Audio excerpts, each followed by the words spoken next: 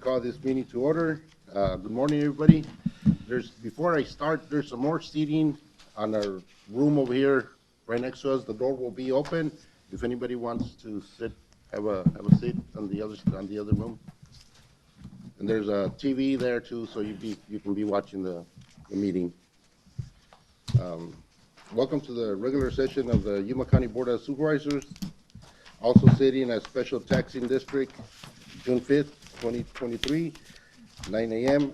Can we please stand for the Pledge of Allegiance? Supervisor Knights. Please join me in the pledge. I pledge allegiance to the flag of the United States of America and to the republic for which it stands, one nation, under God, indivisible, with liberty and justice for all. And I'll just mention that board members will attend either in person, by telephone, or remotely via electronic conferencing, and we're all here, so we'll go ahead and move on to call to the public. And I have speaker form, Gail Castricone. Okay, don't start my clock yet. I'll be about 20 seconds over, okay? Good morning. My name is Gail Castricone. I am the neighborhood advocate for the Avenue B and C Butterfly Project. All of you have received the May 23rd notes from our steering committee when we met with the county staff about the Bam Park. We came away with more questions than answers and not much hope. My daughter Laura is the vice chairman in our committee. She and her family live in close proximity of the Bam trailer park, so she and her neighbors are exposed to the code violations and the crimes of drug trafficking, shooting, murder, arson from Bam Park. Laura was a missionary for 12 years in Guatemala. Her husband was a pilot for the Living Water Ministry. In 1995, the campus was attacked by guerrillas. As shots were fired through the bedroom window, she dove to the floor and laid on top of her son, Jimmy, to protect him. In 1998, her husband was flying a medical team back from an outreach to the isolated towns in Guatemala. While they were flying, Hurricane Mitch hit. The plane crashed into the mountainside and killed her husband, her father-in-law, her brother-in-law, 2 dear friends, along with 11 from the medical team. Laura was now a widow of 3 small children, 11 months, 2 years, and 3 years old. In 2016, Laura's brother Kenny passed away, adding to the losses in her life. My daughter is one of the strongest women I know. She never complained about her circumstances, and through it all, I only saw her cry one time until our meeting with the county staff. Our family home at 5th Street holds 44 years and 4 generations of family history. After Laura came back from the mission field, she raised her children in our family home. Now, her home and family are once again threatened by fires, guns, gangs, and out-of-control fires. There are literally hundreds of people dying to get into this great United States of America. Why is it that the greatest nation in the world cannot take care of her own people? Please admit that your system is broken so we can fix it and move forward with revitalizing the Avenue B and C Colonia. In closing, I have a Bible verse that gives us strength. Deuteronomy 31:6. Be strong and of good courage. Do not fear or be afraid, for the Lord your God, He is the one who goes with you. He will not leave you nor forsake you. God bless you all, and God bless America. Thank you, Gail. I have several speaker forms, but they're for an item on the agenda. Unless someone that agenda item is later on our agenda. If someone wants to speak and call to the public that needs to leave or something, they may do so. If not, wait till I open up that agenda item. Thank you. And I'll leave the call to the public open, so just in case someone else shows up. And I didn't read the, do we have any emails? Yes, we received 3 emails, and they are concerning zoning item number 3, special use permit 2301. So if you'd like, I can hold on to these until that item's pulled as well. Yes, we'll do that. Thank you. Yes, sir.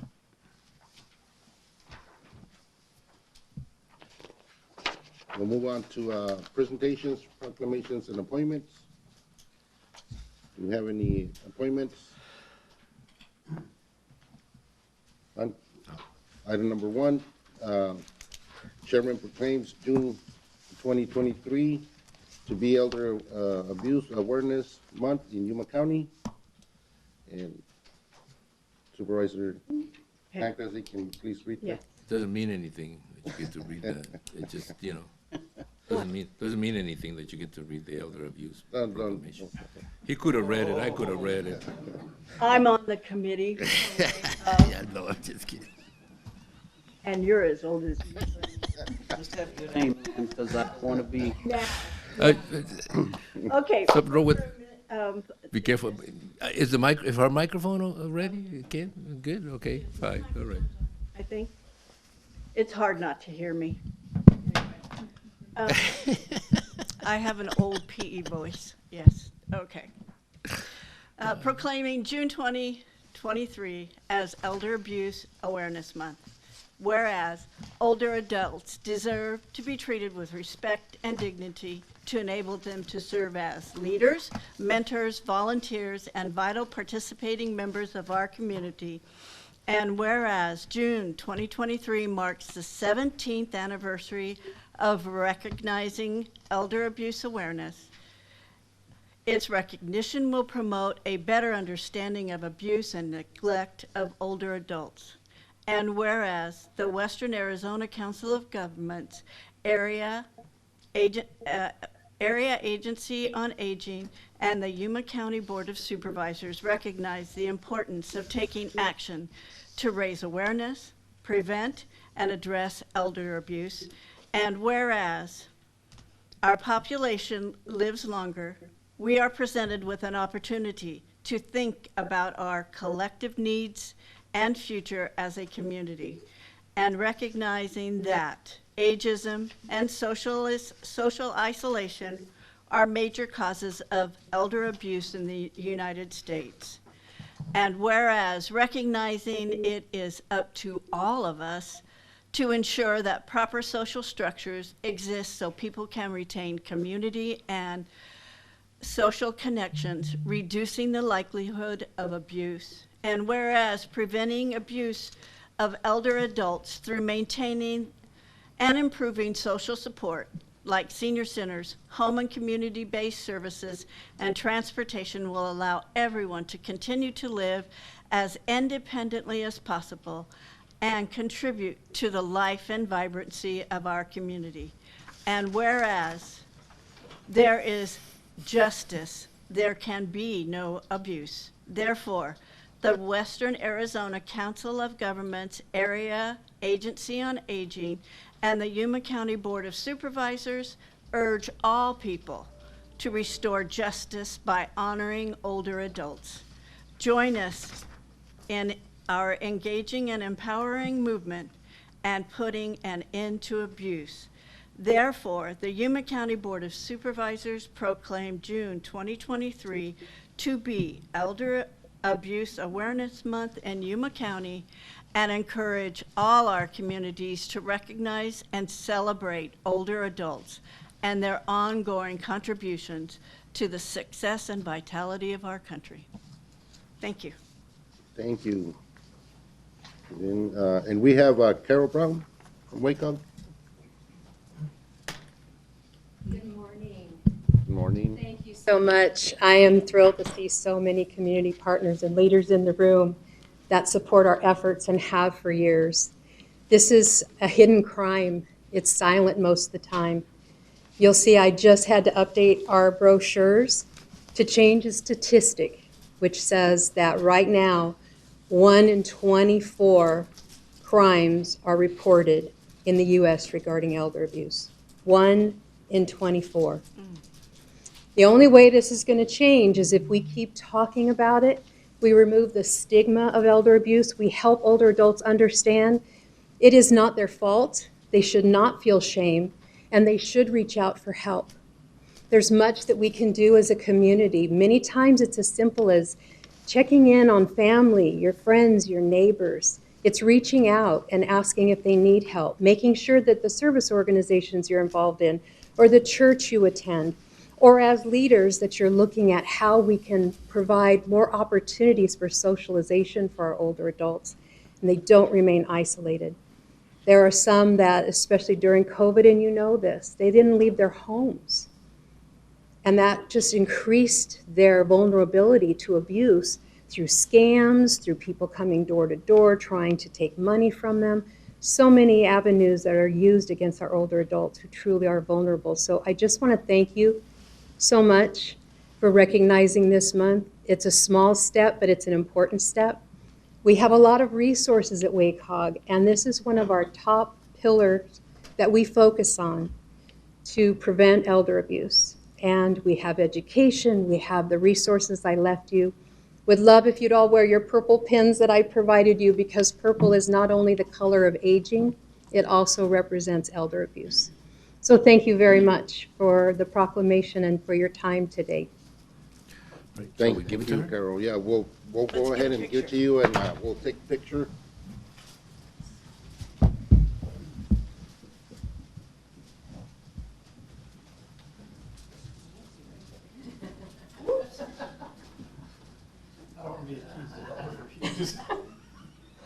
That was good. That was really good. By the way, elder abuse starts at the age of 60.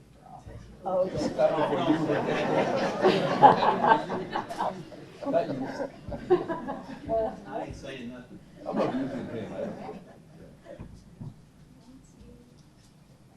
One more, please.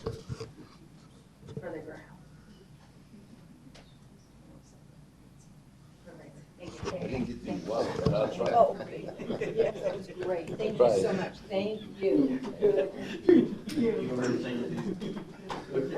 Thank you. Oh, don't do it.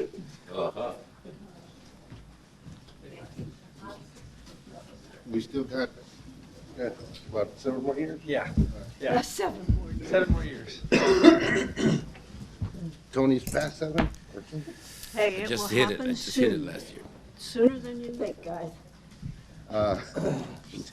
We'll move on to item number 2. Presentation by Regina Affairs Manager, Southwest Arizona Public Service Company. Presentation, Desiree? Okay.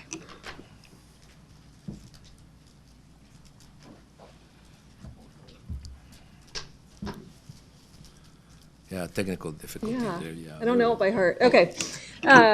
Chairman, supervisors, thank you for allowing me to present. We do this every year. You guys probably know this presentation by heart. So I'll keep it short and sweet, especially because I didn't know we were going to have so many people here. I would have scheduled another day. So this is our 2023 summer prep, just to let you know what we're doing to prepare for the summer. I don't think this is going to work because it's not a presentation. Point it at the, It's not a presentation, though. It's a PDF. It's a Can you PDF. scroll it? Okay, perfect. next slide. Thank you. So this is a picture of our service territory. You know, we serve 11 of the 15 counties, over 34,000 square miles of service, and we serve more than 1.3 million customers. Everything in blue is our territory. Next slide, please. For just a brief 2022 recap, we replaced 884 storm poles last year from May to October. Supervisor Porches and Reyes, you guys probably remember the very big outage we had in San Luis. We did replace many of those poles from the old wood poles to the metal poles, so hopefully that doesn't happen again this summer. We had 17 days of rainfall, over 1,100 wildfires burned. Over 125,000 acres. So the reason why our recap or our last year's summer prep went so well is because we had resource planning, we had reserve margins, we had really good community relationships, and worked on maintaining reliability and overall preparedness. Next slide, please. Oops. This is a picture of our resource and demand. You can see column 1 is 2021 demand, column 2 is 2022, column 3, 2023. The darker color is our peak demand, so 8,184 megawatts. We have 1,200 megawatts on reserve for a total of 9,385 megawatts slated for this summer. Next slide, please. This is an overview of our resource diversity. I know this is Elder Abuse Month, so we tried to make this screen really big so you guys can see all those icons on there. We are lucky enough here to have, we have a microgrid on the Marine base. We have a natural gas plant at Yucca, and we were lucky enough to receive 2 battery storage facilities in Supervisor Simmons' area, one in the foothills and one in Hyder, and those are up and running. Next slide, please.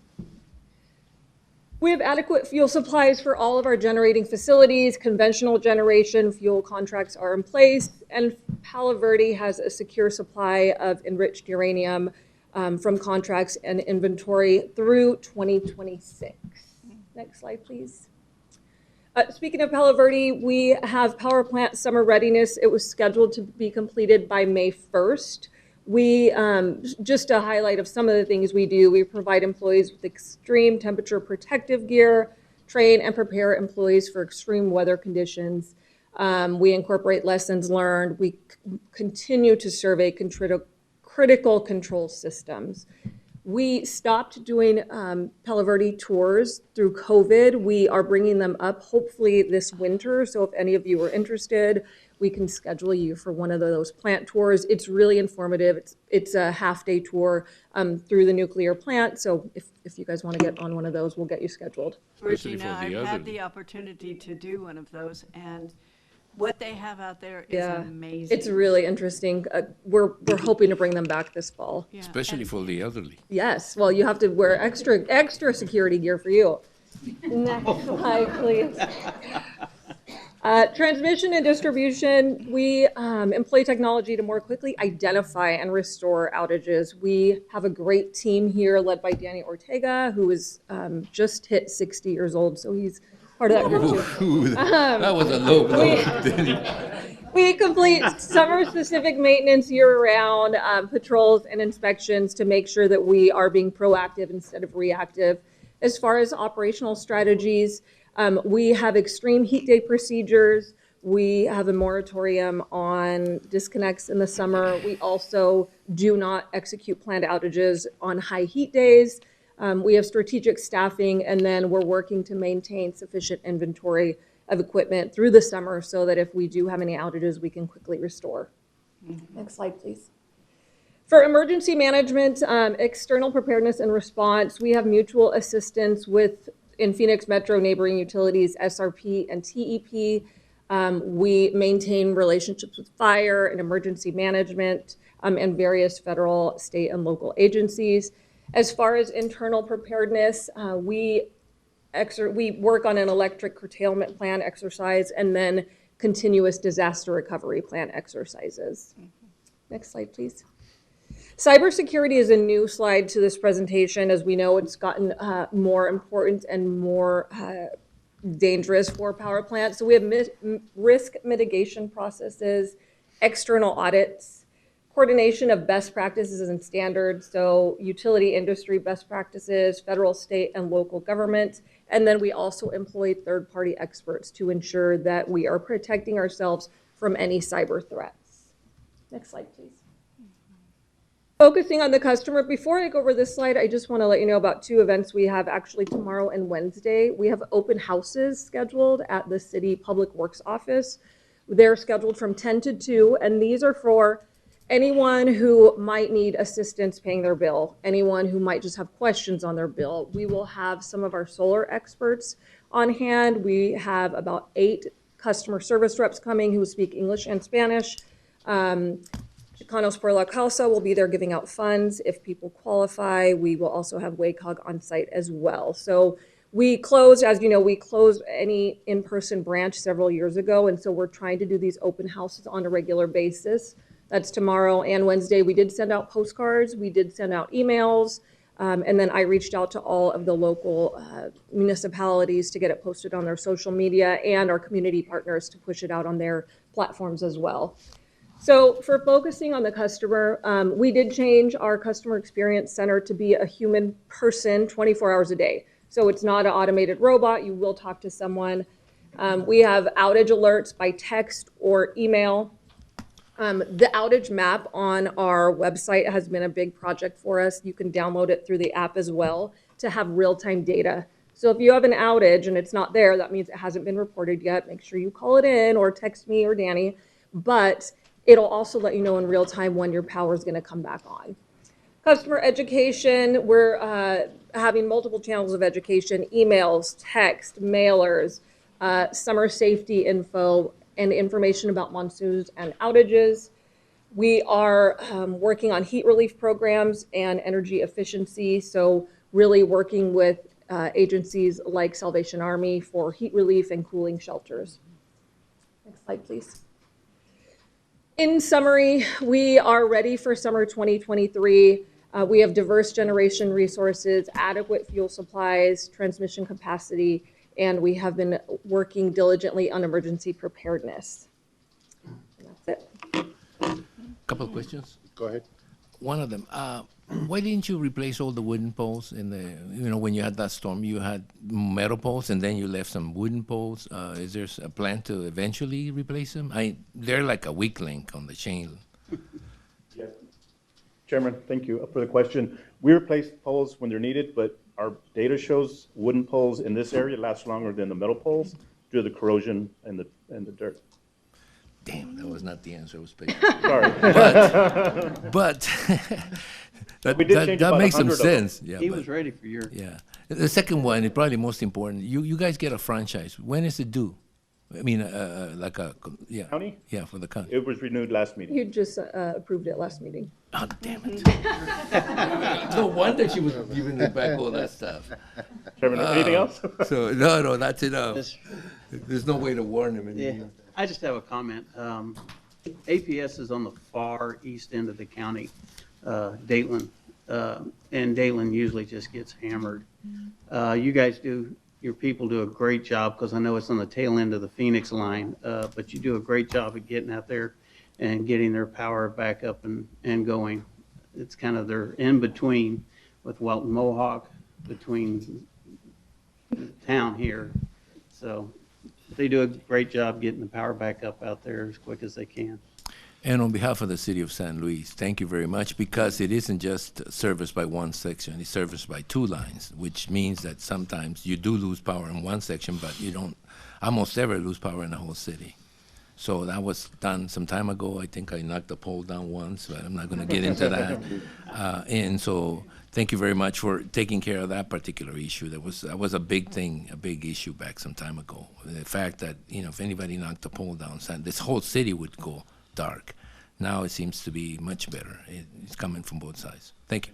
And I'd like to comment that I grew up on the avenues and I lived on the avenues for a very long time, and it never fails.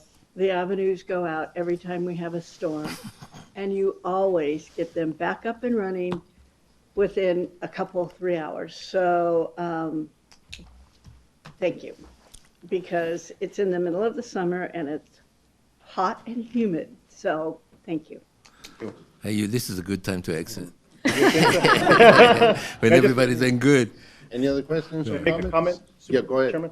Supervisor Simmons, we did change out about 60 poles in the Dayton area this previous winter, fall timeframe, just because of the issues we've had there in the past. So hopefully it's better this year. When they get hit, they usually just really get hit hard.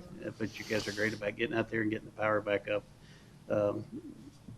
when needed bad, especially during the summer months. Thank you. The other thing is a lot of the folks that I represent have solar on their roofs, and I'm going to come out Tuesday and talk to your solar folks and find out. I know all the rules. There's lots of rules that go with APS and solars. All right. Thank you for your presentation. Thank you. Moving on to item number 3. Chairman proclaims the week of June 5th to the 9th, 2023 as Workplace Safety Week. Supervisor Simmons? I thought I was going to get that. You drive too fast. damn. You're not. You're not a safe driver, Tony. Yeah. Oh, come on now. Okay, proclaiming the week of June 5th through the 9th, 2023 as Workplace Safety Week in Yuma County. Whereas every day, 340 workers are fatally injured from hazardous working conditions in the United States. More than 4,000 workers are killed and 7 million are injured each year because of workplace accidents. And whereas most accidents and injuries in the workplace are preventable and employees must be engaged, educated, and aware of unsafe working conditions and unsafe behaviors. And whereas Yuma County safety officers provide safety training and education to workers to identify job hazards and assist with remedies and follow-up, and participate on the Yuma County Safety Committee for problem solving and implementation of corrective action.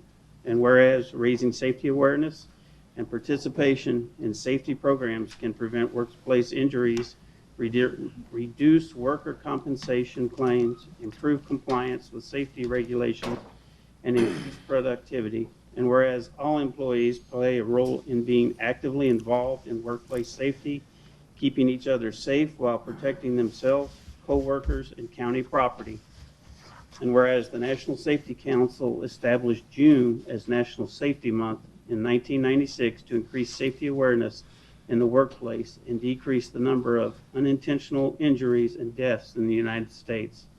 And whereas Yuma County encourages all department heads and elected officials to contribute to this safety initiative and help make Yuma County government a healthy and safe place to work. Now, therefore, the Yuma County Board of Supervisors hereby proclaim the week of June 5th through the 9th, 2023 to be Workplace Safety Week in Yuma County. Thank you, Mr. Simmons. And we do have a PowerPoint presentation from staff?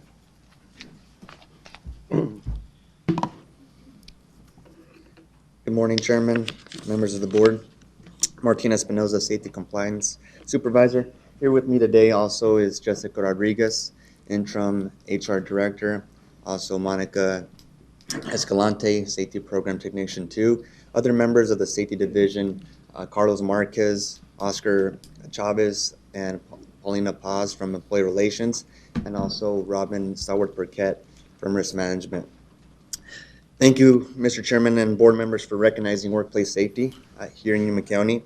The month of June is a national celebration for workplace safety and is a time for organizations and individuals to increase safety awareness and, most importantly, reduce occupational injuries and fatalities. This year, emergency preparedness, slip, trips, and falls, heat stress, and also hazard recognition are the highlighted topics for National Safety Month. Yuma County Safety Division will begin this campaign by training all safety officers in Stop the Bleed and emergency preparedness this Wednesday on June 7th.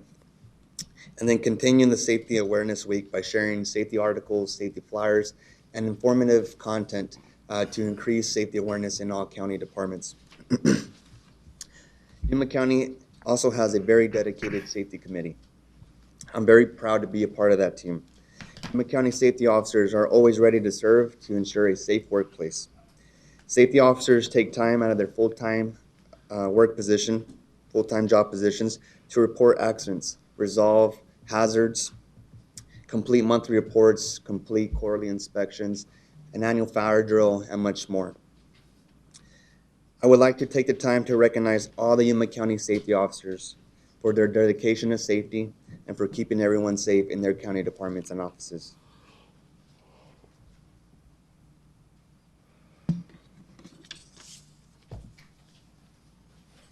Thank you to the primary safety officers, Irma Perez Vizcarra and Tina McCash from the Assessor's Office, Robert Torres from Adult Probation, Maria V. Soto from Constable 1, Barbara Villaneta, County Administration, Dolores Smith, Diana Campos, County Attorney's Office, Mindy Scott from DDS, Russell Hartley, Emergency Management, Raul Hernandez, Engineering, Alberta Lira, Francisco Gutierrez, Facilities Management, Denise Butler, Financial Services, Barbara Diaz, Health District, Edna Lopez, Housing, Nayeli Flores, Human Resources, Roxana Nunez, ITS, Carly Sandoval, JP1, Minnie Samniego, JP2, Teresa Pierda, JP3, Ignacio Galindo, Juvenile Court,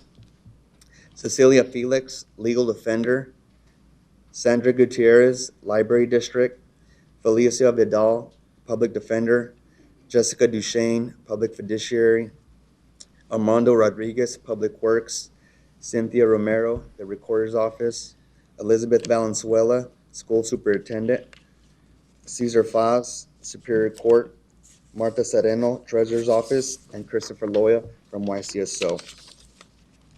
We also like to appreciate and recognize the backup safety officers that do take on a role. They do attend safety committee meetings and also are ready and on standby in the event that they have to assume the role of a primary safety officer.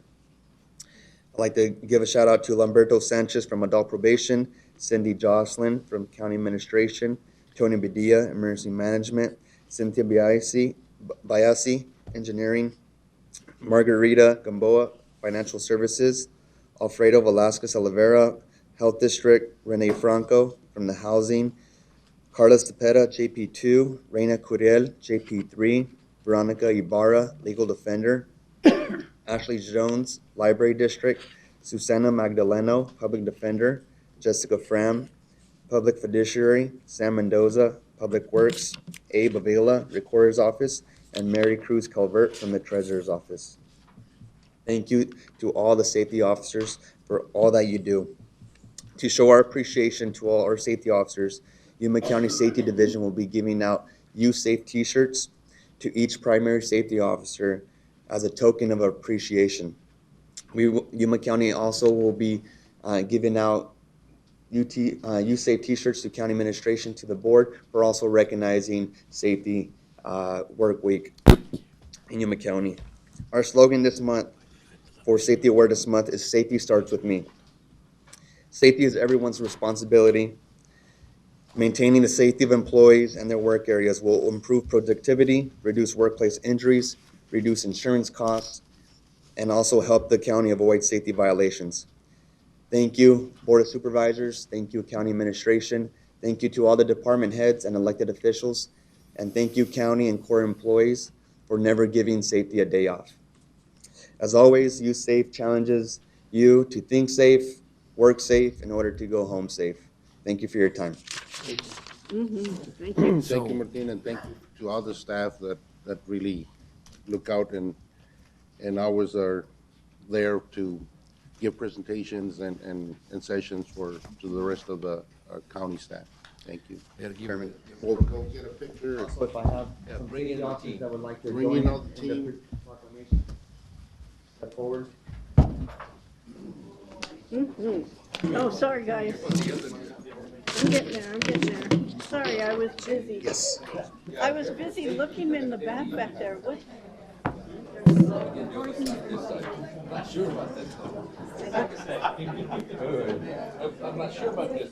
Tony, you gotta open it way up.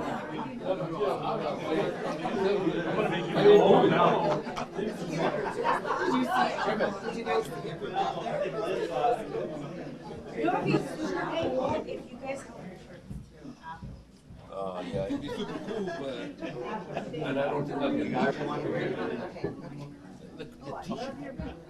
Can I get everybody to move this way? This way, this way? Yeah, let's make it even.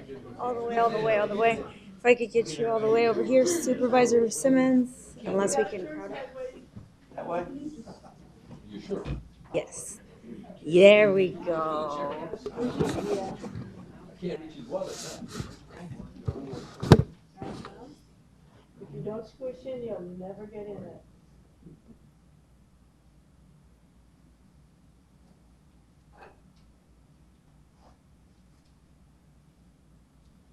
Now, we're sure this one's a safety violation.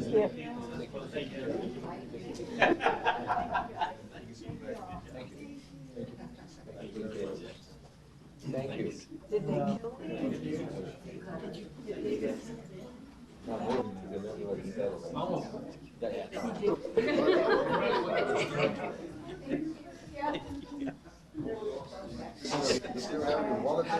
I grab my wallet every time you guys are here.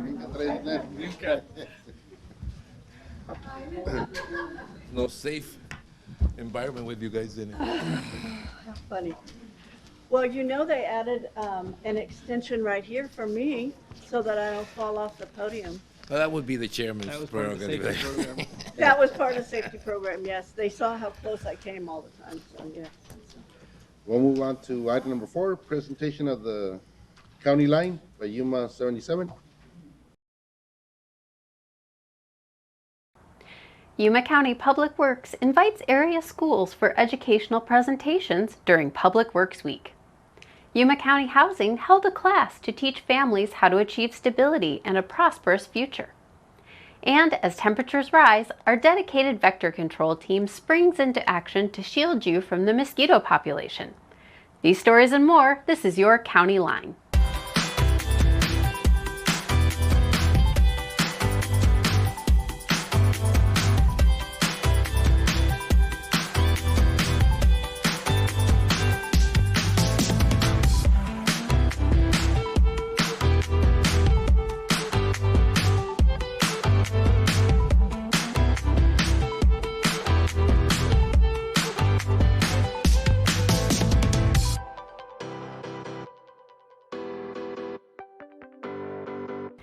Yuma County Public Works celebrated Public Works Week by embracing the theme Connecting the World Through Public Works by extending an invitation to local area schools. Students had the opportunity to attend 10-minute presentations at 9 different stations organized by the Public Works Department. These presentations aim to showcase the diverse aspects of public works and its significance in their daily lives. A lot of people just don't realize all the work that Public Works does, and not just Public Works, but the county as a whole. You know, it's these kinds of trades that make the world go round. You know, and we want to bring that interest to the students that maybe not aren't looking at maybe going to college. There might be some other opportunities, or people that do go to college, they can come back to their community and give to their local county. The students learned about transportation systems, water and wastewater treatments, emergency response, and other crucial services. Following the presentations, the students were treated to lunch, providing a chance for informal interactions and further discussion. The Yuma County Housing Department conducted a class as part of its Family Self-Sufficiency Program, promoting economic independence in low-income families. The program integrates resources such as education, training, employment, childcare, and housing to uplift participants. Eligible residents must be within YCHD's jurisdiction, qualify for Section 8 or public housing, and currently reside in either program. So the reason for the event is to provide homeownership resources to our FSS participants. We are trying to equip them with all the different community resources so that we can get them to their homeownership journey. The class provided valuable information on financial literacy, job readiness, and skills development. YCHD is dedicated to empowering the community by breaking the cycle of dependence and supporting self-sufficiency. For more information, visit yumacountyaz.gov under the Housing tab. As temperatures continue to rise in Yuma County, our dedicated vector control team of the Public Health District springs into action. Yuma County Vector Control Specialists combat mosquitoes, which thrive in the heat and can carry harmful viruses like Zika and West Nile. While they work tirelessly to reduce infection risks, there are steps you can take to help. Eliminate standing water, maintain clean and chlorinated swimming pools, and ensure proper installation of door and window screens. So protect yourself by using repellents with DEET and wearing lightweight clothing that covers your arms and legs. Together, we can conquer these little pests and safeguard our community. I'm Elia Juarez, and this is your library update.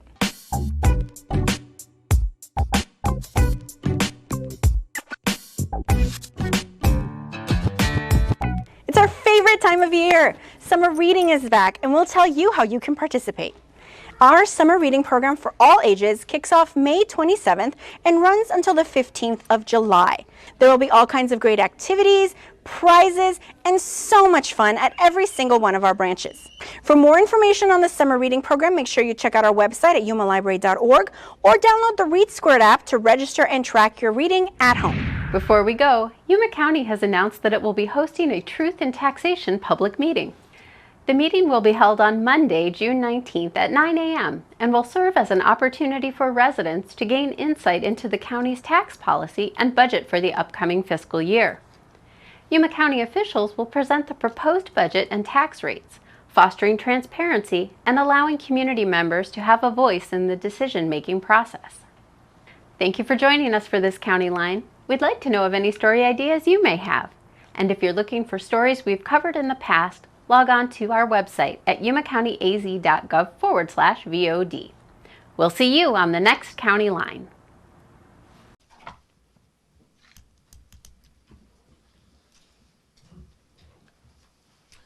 We'll move on to consent calendar. You have 1 through A whole bunch. 6 through 20. Mr. Chairman, I'd like to discuss item number 6 and number 18. Mr. Chairman, yeah, I'd like to discuss 9 and 14. So it would be 6, 9, 14, and 18, right? You said 9? Lynn? Yes. 6, 9, 14, and 18. I'll make a motion, we go ahead and approve consent calendar 1 through 20 with the exception of 6, 9, 14, and 18. Second. There's a motion and a second to approve consent calendar 1 through 20, except 6, 9, 14, and 18. All those in favor say aye. Aye. Any opposed? Motion carries. Item number 6. Okay, oh, sorry, go ahead. Oh, should I? Number 6? Or number 6. Yeah. Good morning. Good morning. Mr. Authorize the Chairman. county administrator to sign an agreement between Yuma County and the Tacna Volunteer Fire Department, subject to legal review, to use America Rescue Plan Act, state and local fiscal recovery funds in the amount of $107,000, effective June 5th, 2023, to approve the purchase of firefighter safety gear supplies and fire engine equipment for Tacna Fire Department with various companies using corporate purchase agreement with Sourcewell Contract 9239 and the Arizona Purchasing Contract number CO577 to make such purchases in an amount not to exceed $107,000. My question went more to legal. We do have a pretty strict gift clause, and every time we do something like this, I'd like to make sure. Has it gone through legal review? Is it okay? Yes, Is it? Supervisor. So there's a connection between public service. This is not to be considered a gift at all. Correct. All right, well, that's it. If that answers the question, I'll go ahead and make a motion. We approve the item as presented. I'll second. There's a motion and a second to approve item number 6 as presented. All those in favor say aye. Aye. Any opposed? Motion carries. Number 9. Supervisor Pancrazy? Yes. I just would like to recognize Nydia. She has done an excellent job at Arizona at Work, which used to be the YPIC. And I attend the meetings where the providers report to Arizona at Work to make sure that they are meeting their goals and that they're in compliance with the state. And those meetings are not only interesting, but it holds everybody accountable, and I want to thank you for having those. You and Patrick are doing a wonderful job. Thank you. Any other questions? Nope. No motion? I move that we approve number 9. As presented? There's a motion and a second to approve item number 9 as presented. Consent calendar. All those in favor say aye. Aye. Aye. Any opposed? Motion carries. Item number 14, information technology services. Yes.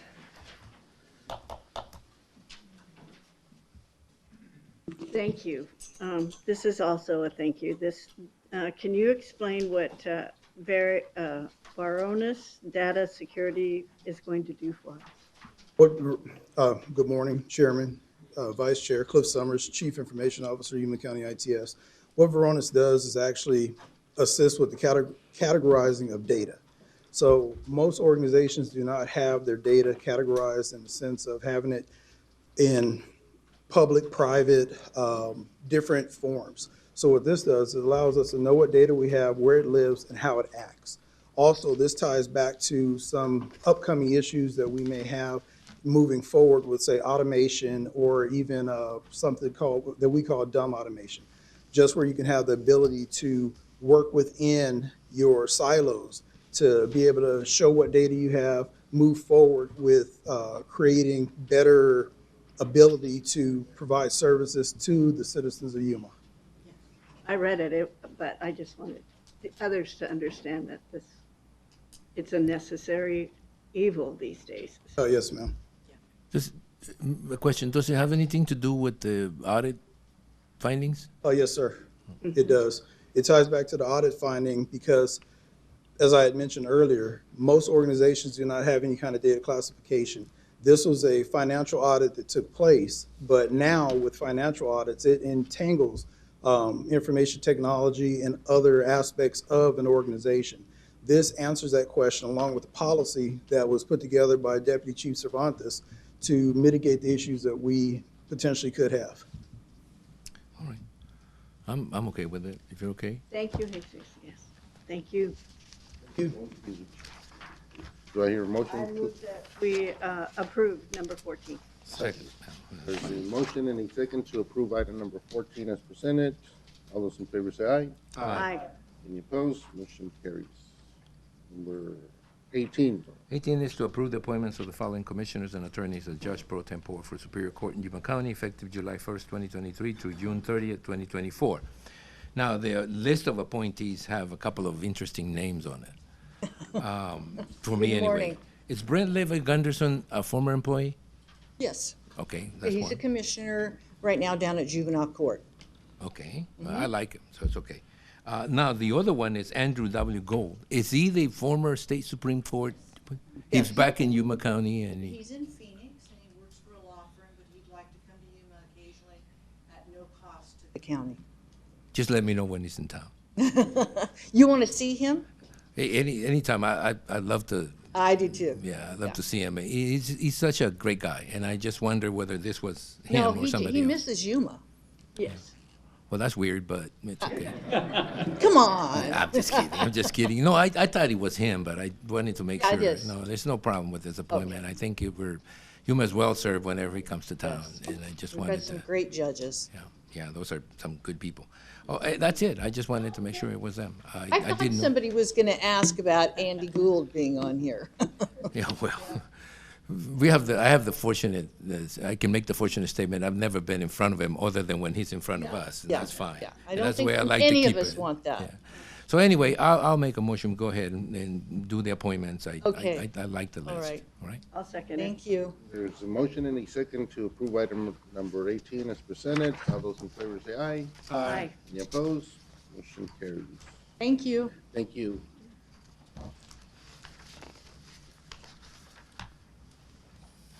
Moving on to discussion and action items for item number 1, Development Services Planning and Zoning Division, refer hearing officer case number H022-0136. Morning, Mr. Chairman, members of the board. Carlos Gonzalez, Senior Deputy Zoning Inspector. Here to present a request to the hearing officer cases, to refer the hearing officer cases HL 220136 and HL 220012, the county attorney's office to seek an order of abatement. These cases involve one property that has gone through the hearing officer process twice. Mr. Chairman, do you want to proceed with the full presentation at this time? I don't think we need to. No, not we'll see? just refer it to the county attorney. I think we're familiar with it, Yeah. especially, Very well.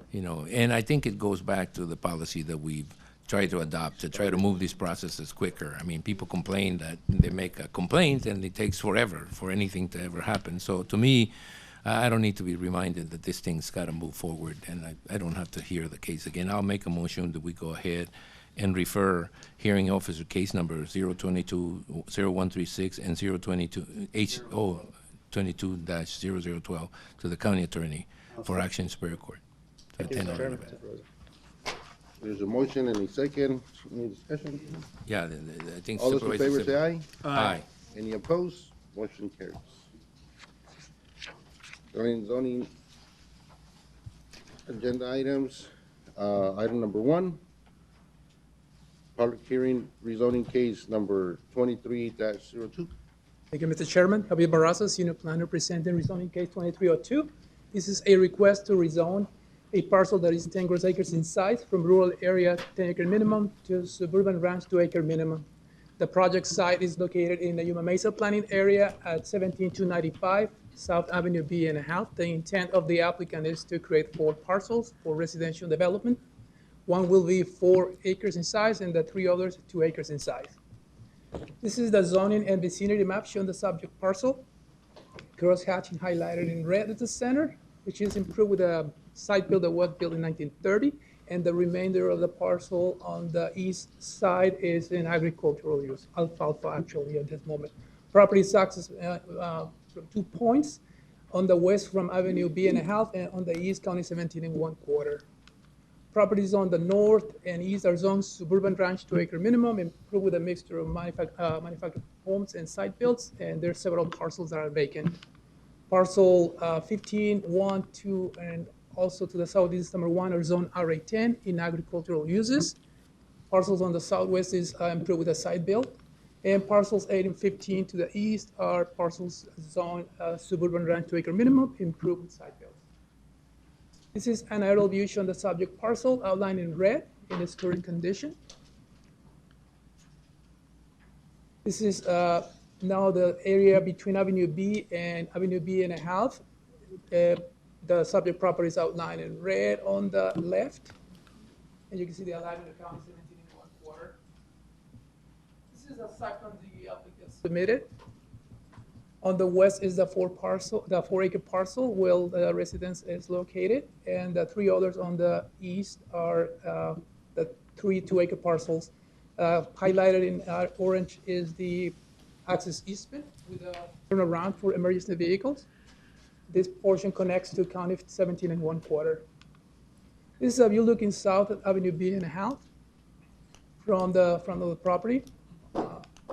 Now looking east at the subject parcel, from Avenue B and a half, looking northeast from the southwest corner of the subject parcel, looking east at County 17 1/4 Street from the middle of the parcel on the south, and now looking northwest from the southeast corner. No comments received from property owners within the zoning area. We received comments from MCAS and Yuma Airport Authority. The Planning Commission recommends approval of rezoning case number 2302. Subject to the following performance conditions, within 60 days of board's approval, the owner or agent shall provide the following: an ARS 12-1134 waiver, an agricultural disclosure statement, an infrastructure disclosure statement, and also record a navigation disclosure statement, as well as a schedule for development disclosure statement. Performance condition number 2, within 120 days of approval by the board, the owner shall dedicate an additional 30 feet of right-of-way along the west side alignment of Avenue B and a half by means of warranty deed. Also, the following is scheduled for development. Item number 1, within 5 years of approval by the board, and prior to approval of the land division permit, the owner shall apply for a grading permit with the Yuma County Engineering Department to improve the new ingress-egress utility easement 20 feet in width as an access-built road, referred as a standard C, and submit a letter from a certified licensed engineer confirming the new ingress-egress utility easement was constructed according to standard C. Number 2, within 5 years of board approval and prior to approval of the land division permit, all lots shall be provided with means of irrigation and access to irrigation water. Also, a letter from the irrigation district shall be provided. Thank you. 3, within 5 years approval by the board, the owner and shall split the property by means of a land division permit in accordance with Section 507 of the Yuma County zoning ordinance. Any required ingress-egress easement shall be recorded with a land division permit. Mr. Chairman, that concludes staff's presentation. If staff is ready to answer questions. Is this the case where there was some issue with the rural fire department about access? That is correct, Mr. Chairman. It was about improving it to a standard C for an all-weather access road for emergency vehicles. And the commission decided to remove that condition.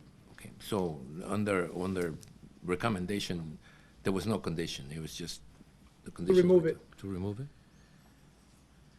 Still, staff believes that it should be there to comply with PM10. Well, how do we comply with PM10? just to mitigate dust. I mean, this is not a big road. It's small. I know it's little steps matter, but this one's a little step on the. Quite a stretch. You know, just a comment on that, you know, we require it, but we don't have it right now. So what are we doing on the rest of the roads? Correct.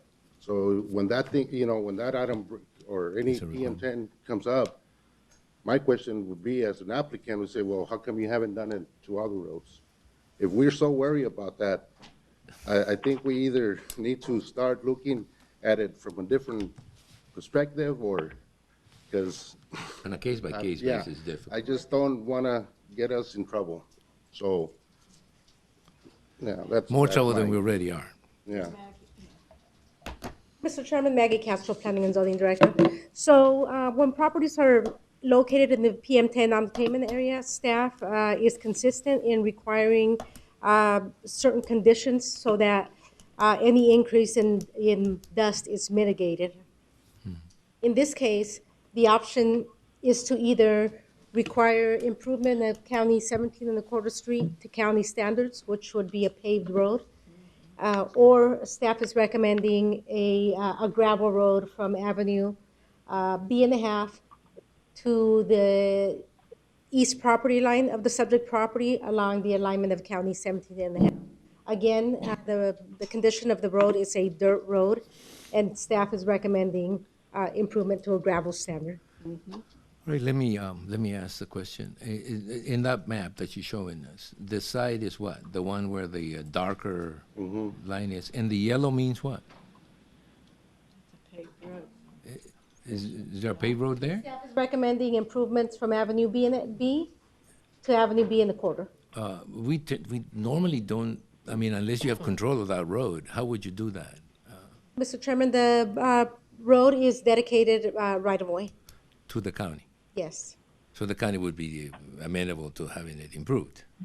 Mr. Chairman, yes, the county is okay with improvement of that segment of the road to county, to a gravel standard. I have always had problems with asking people to do something in somebody else's property, but, you know, this isn't somebody else's property, it seems to be public right away. How long is that road? So that's half a mile. Half a mile? Yeah. It's, Mr. Chairman, the segment from Avenue B and a quarter to Avenue B is a quarter mile. Oh, maybe The we- applicant will have to also improve the segment from Well, I the can east understand that. boundary to Is that- emergency how many turnaround. parcels is there? 3? 4?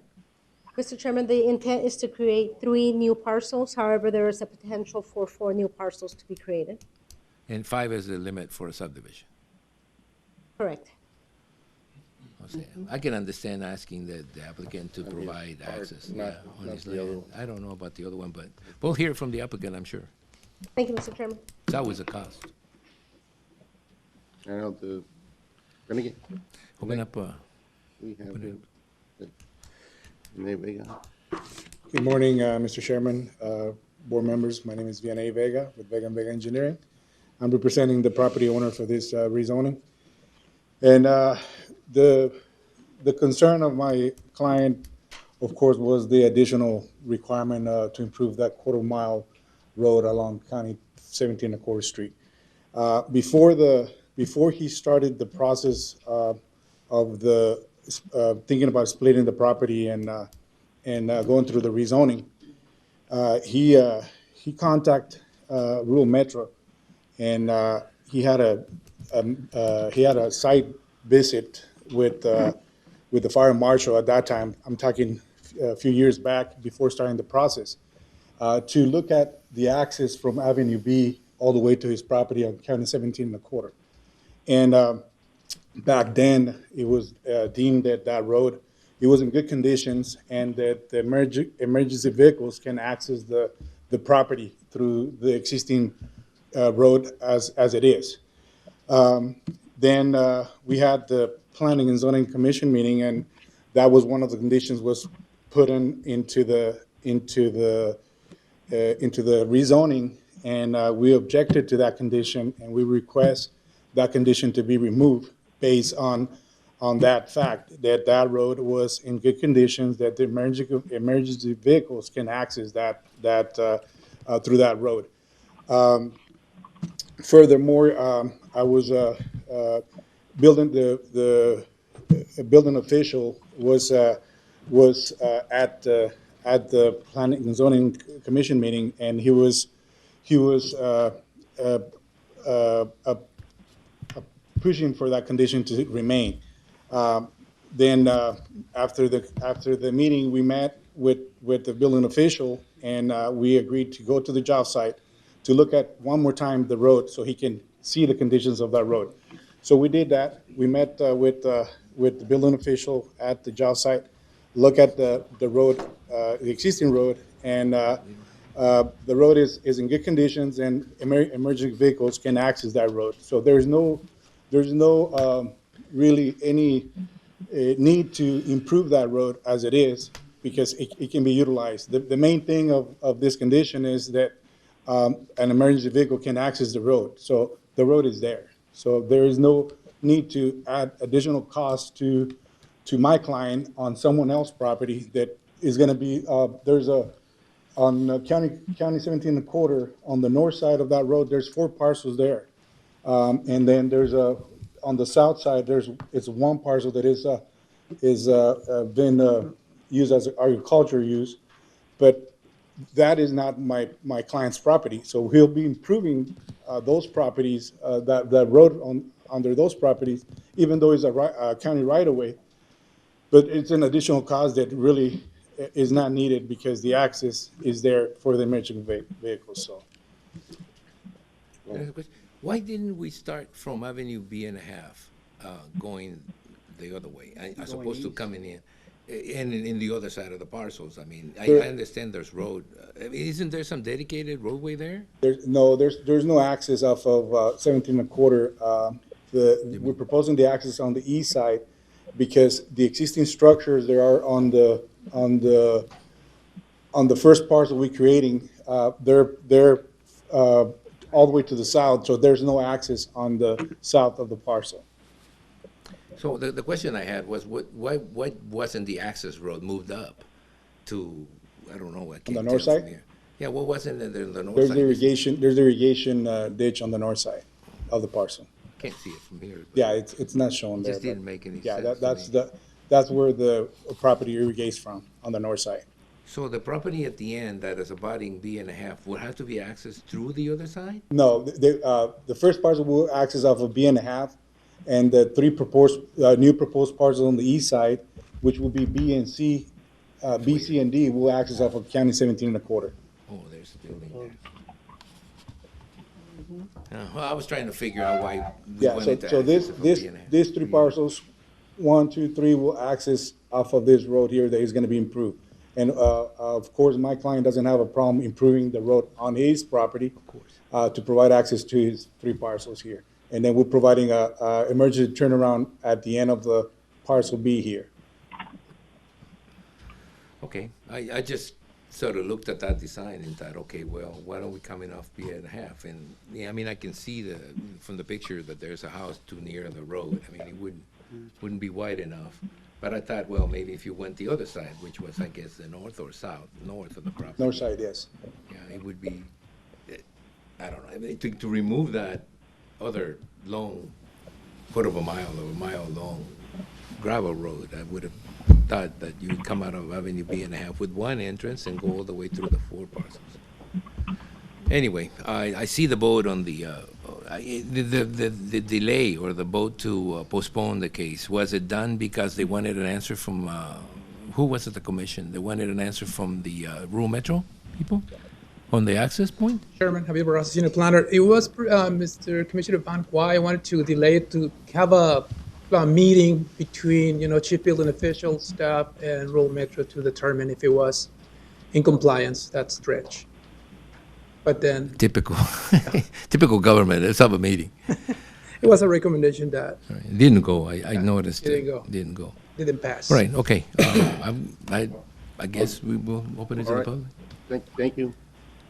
I'll open it up to the public. Anybody from the public? Is there any opposition? Any record of anybody making a comment? No, Mr. Chairman, there was no opposition shown. Okay, and so the Planning and Zoning Commission recommended it without the improvement, And the staff still recommending improvement. Is that Yeah, staff the case? recommends that, yeah, that condition be reinstated. All right, okay, all right. All right, I'll bring it back to the board. We've Mr. got Pendleton one wants to more say something. question- one Pat more. has to get his Pat. 2 cents in. Headington. Excuse me, Mr. Chairman. That members of long the sight board. tells me everything. Well, wasn't really get my 2 cents in, but the conversation at the Planning Commission was to allow staff to evaluate the access from B to B and a quarter. That was our conversation at the Planning Commission. So the letter that was, the Planning Commission meeting was our first opportunity to review the letter submitted by Rural Metro, which was 2019. So as Mr. Vega stated, we had an opportunity to drive the road. We'll support Rural Metro's letter from 2019 that emergency vehicles can access and use that road in its current condition. So anything that would need to take place from an engineering standpoint or a PM10 standpoint would be over and above the fire access. That's fine. Yeah, I read that. I read that statement where you said Rural Metro is not the fire authority for Yuma County, but we do have a fire code and that we implemented through staff. And so your statement was you looked into the road, it's possible you can get there. And so the only issue remains is, okay, are we following PM10? But, do we want to, try to mitigate as much as we can the dust problem that we have? That's why I wanted to clarify that. So All right, thank you. We'll support Rural Metro's evaluation in 2019. Which was that they didn't need to be improved. I'm sorry? Which was that they didn't need it improved. Correct. Okay, right. Mr. Chair, I can, having attended those PM10 meetings, I know that we're looking at possibly losing the status we are and going up or down, whichever you want. Well, And Yeah, I think that this parcel isn't going to be the tipping point. My question is, do we make Somebody property else. owners pay for it, or who pays for it? Yes, It's not fair. I agree. I'm just telling you that, yeah. that I'm just letting you know about Right. PM10. Just saying that it's not fair to pass on the buck to the owners that are already there. I know. So, because if we really want to take that head on, Then I we think, should be. then we We need should to put it as a condition of every property, so that it's not. Well, it is. It's a condition of, it's we going pay to This be a one. condition for the parcels. the county pays for it or find some other monies, but not, I don't think we should be passing it on to the clients or to the property owners. So, Especially the PM10. I mean, the PM10 is so unpredictable. It could be wind blown on from Mexico, blown from the dunes. It could be agricultural fields moving around. It's a really difficult target, PM10. all right. All right, okay. Any other questions? None? I'll entertain a motion. Oh, my motion would be to, I think I did. I Yeah. brought it back to the board. okay, all right. Well, my motion is going to be to approve it as recommended by the Planning and Zoning Commission. I'll second that. There's a motion and a second to approve rezoning case 23-02 as the recommendation by Planning and Zoning. And I just want to clarify, that doesn't require that street to be paved or to be improved, okay? No It's just no no gravel, gravel, no no, roads. it's just the way it is. All those in favor say aye. Aye. Any opposed? Motion carries. Thank you. Item number 2, public hearing rezoning case 23-01. Thank you, Mr. Chairman. Javier Barraza, Senior Planner, presenting rezoning case number 2301. This is a request to rezone a parcel 35,283 square feet in size from low-density residential 20,000 square feet minimum to low-density residential 15,000 square feet minimum. The project site is located within the City of Yuma General Plan and the Northwest Yuma Planning Area. The address is 671 South El Prado Road in Yuma, Arizona. The intent of the applicant is to split the subject property into 2 parcels for residential development. This is the zoning and vicinity map. Subject parcel is parcel crosshatch number 29. It's improved with a site-built dwelling. On the north, the properties are zoned R120. On the west, all the properties are zoned R1A, low density residential, 8,000 square feet minimum. On the south, same zoning as the subject parcel, R120. And on the southeast, we have parcel zone MHS 4.5 and R-3 high density. And on the east, property zone RVP, and it's a big retention basin, it's vacant. This is the aerial map showing the subject parcel outlined in cyan. This is the site plan that was submitted by the applicant. Intends to split the property into a north-south fashion. This is a view looking east at the subject property. Now looking south from the subject property on El Prado. Staff received one letter on that day. Staff received 3 letters in opposition from a property owner that owns 3 parcels. The amount of opposition does not trigger a supermajority vote. Also, we received comments from Public Works. The commission recommends approval of rezoning case number 2301, subject to the following performance condition. Within 60 days of board's approval, the owner shall provide an ARS 12-1134 waiver, record a schedule for development statement, and also the following schedule for development. Within 3 years of approval by the board, the property shall be split by means of a land division permit pursuant to section 507 of the Yuma County zoning ordinance. The properties with the red star denote the properties in opposition, and mainly the opposition was staff reached out to the sender of the letters, and this property owner believed that since he saw activity on that parcel, there's a lot of vehicles being stored. He thought it was going to be rezoned to something commercial, mechanical, industrial type. And this is what he saw. We notified the property owner about this, and He removed they removed it. So this was taken a month ago. With that, Mr. Chairman, staff's ready to answer questions, and the applicant is present. Question? Okay, I'm sorry. Go ahead. Question. What constitute a consent item in when the Expedited consent. expedited case? When everybody's in agreement, right? Correct. So we had some opposition that turned out to be opposition to something else. Correct. Once you find out what, we just So the publish it this way? termination- Yeah, the termination is consent is when Nobody. there's staff recommends approval, and then Planning and zoning commission commission recommends- recommends approval, and there's There's no no written opposition. opposition, or no opposition at all, not even email. Not even a no. mistaken one. Yes. Okay. And then the expedited is like, there's some items or things that need to be discussed further.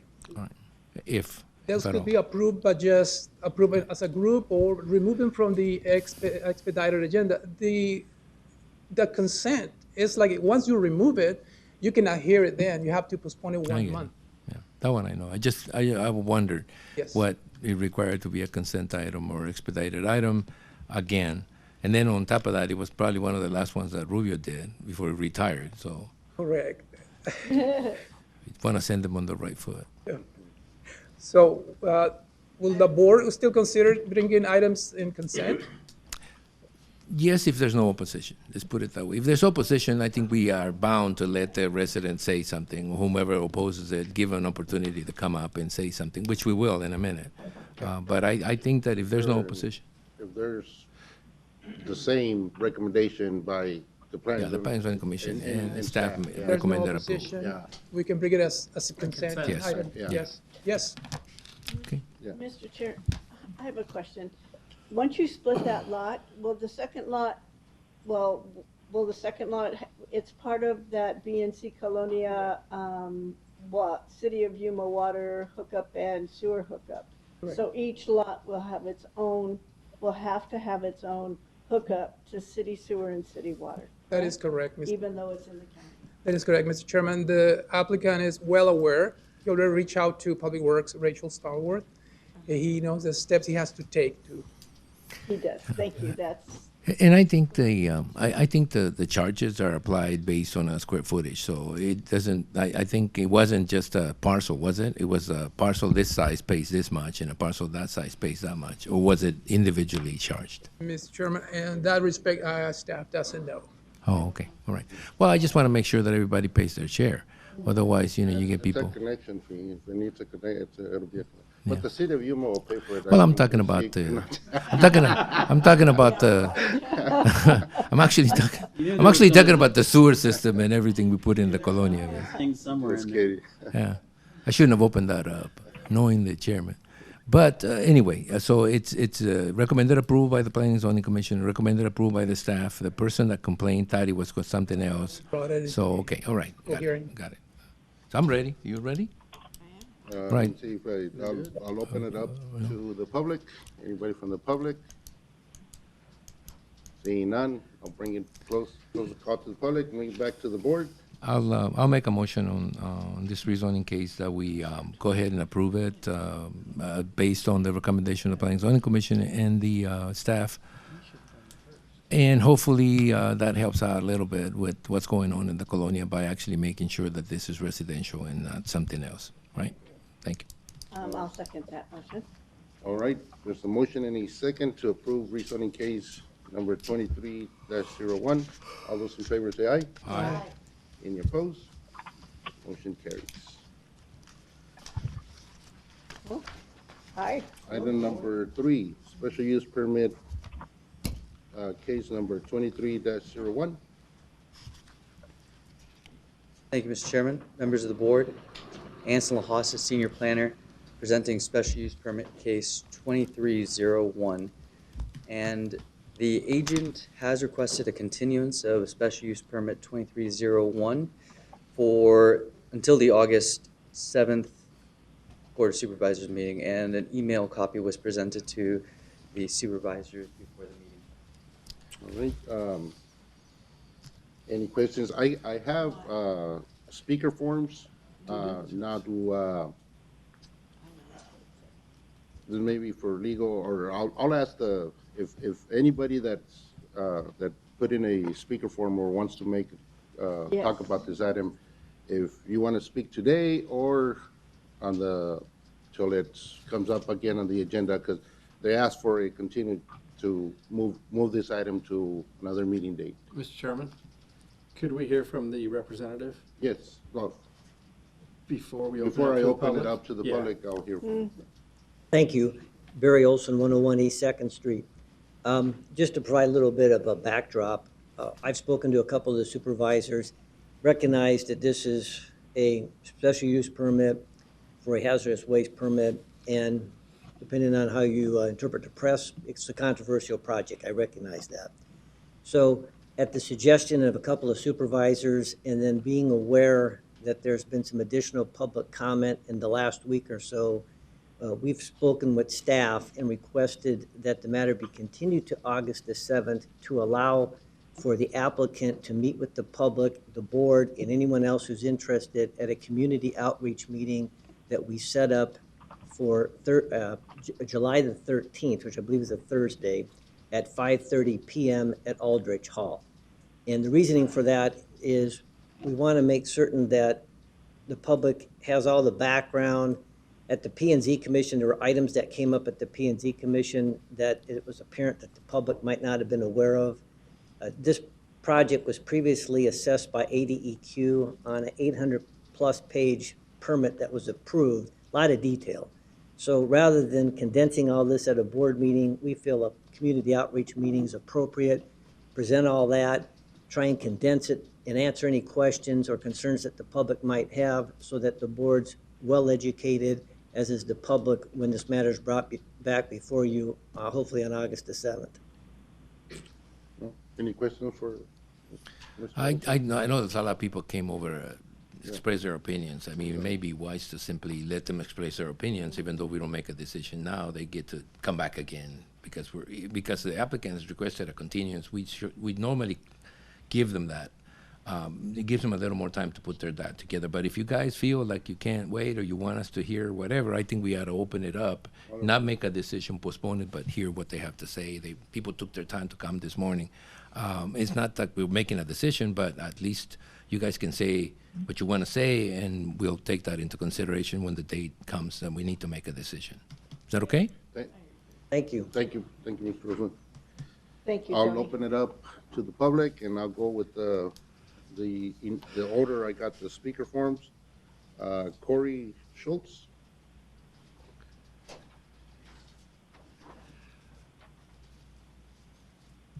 Good morning, Chairman and board members. Thank you for allowing us the time today to discuss this project. After the Planning and Zoning Commission meeting in April, CIDCO reached out and Rural Metro Fire personnel met with a couple of CIDCO's team. Concerns regarding the new hazardous waste proposal were discussed, such as emergency response to the site in the event of an incident, inaccuracies in the contingency plan provided in the ADEQ permit, and water supply. It was explained during the meeting with CIDCO's team the importance of a partnership with the fire department to make sure accurate information is relayed in the contingency plan. We have since received a certified copy of the contingency plan as required by the ADEQ permit. While reviewing the updated contingency plan, we have discovered additional questions and concerns.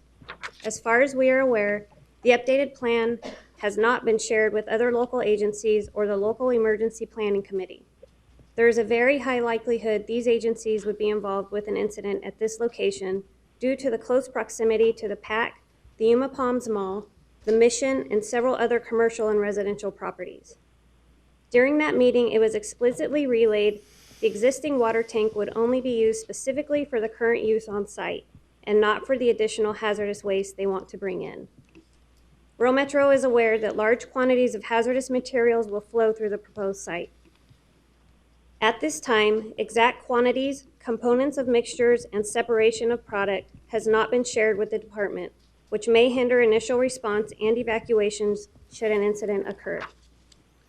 Based on the limited information we have about this project, we believe there is a high potential that an incident at this facility will require multi-agency coordination and a request for resources from Yuma County, the City of Yuma, MCAS, as well as activation of the Yuma County Emergency Operations Center.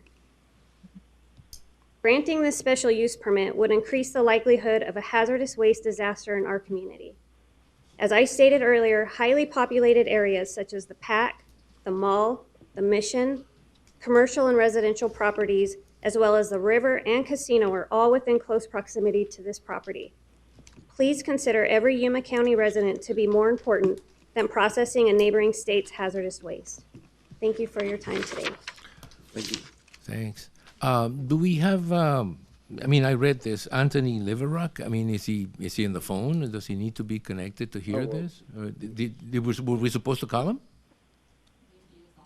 Oh, he is on the phone? Oh, I just wanted to know if he was on the phone, because a lot of this it addresses the issue that ADEQ's 700, 900 base permit or whatever it was. So it's good for him to hear your comments. Okay, thank you. Thank you.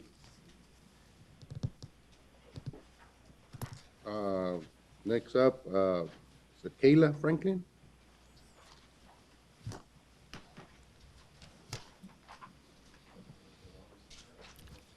Hey, ladies first. Good morning, Chairman and Supervisors. My name is Kayla Franklin, and I'm the Fire Marshal for the Yuma Fire Department. I appreciate your time today. I want to use that time to give you information about the proposed operation of a hazardous waste storage and transfer facility within your jurisdiction. I understand there are differences in the way Arizona's cities and towns approach special permitting processes, and it's different than the way Arizona counties approach them.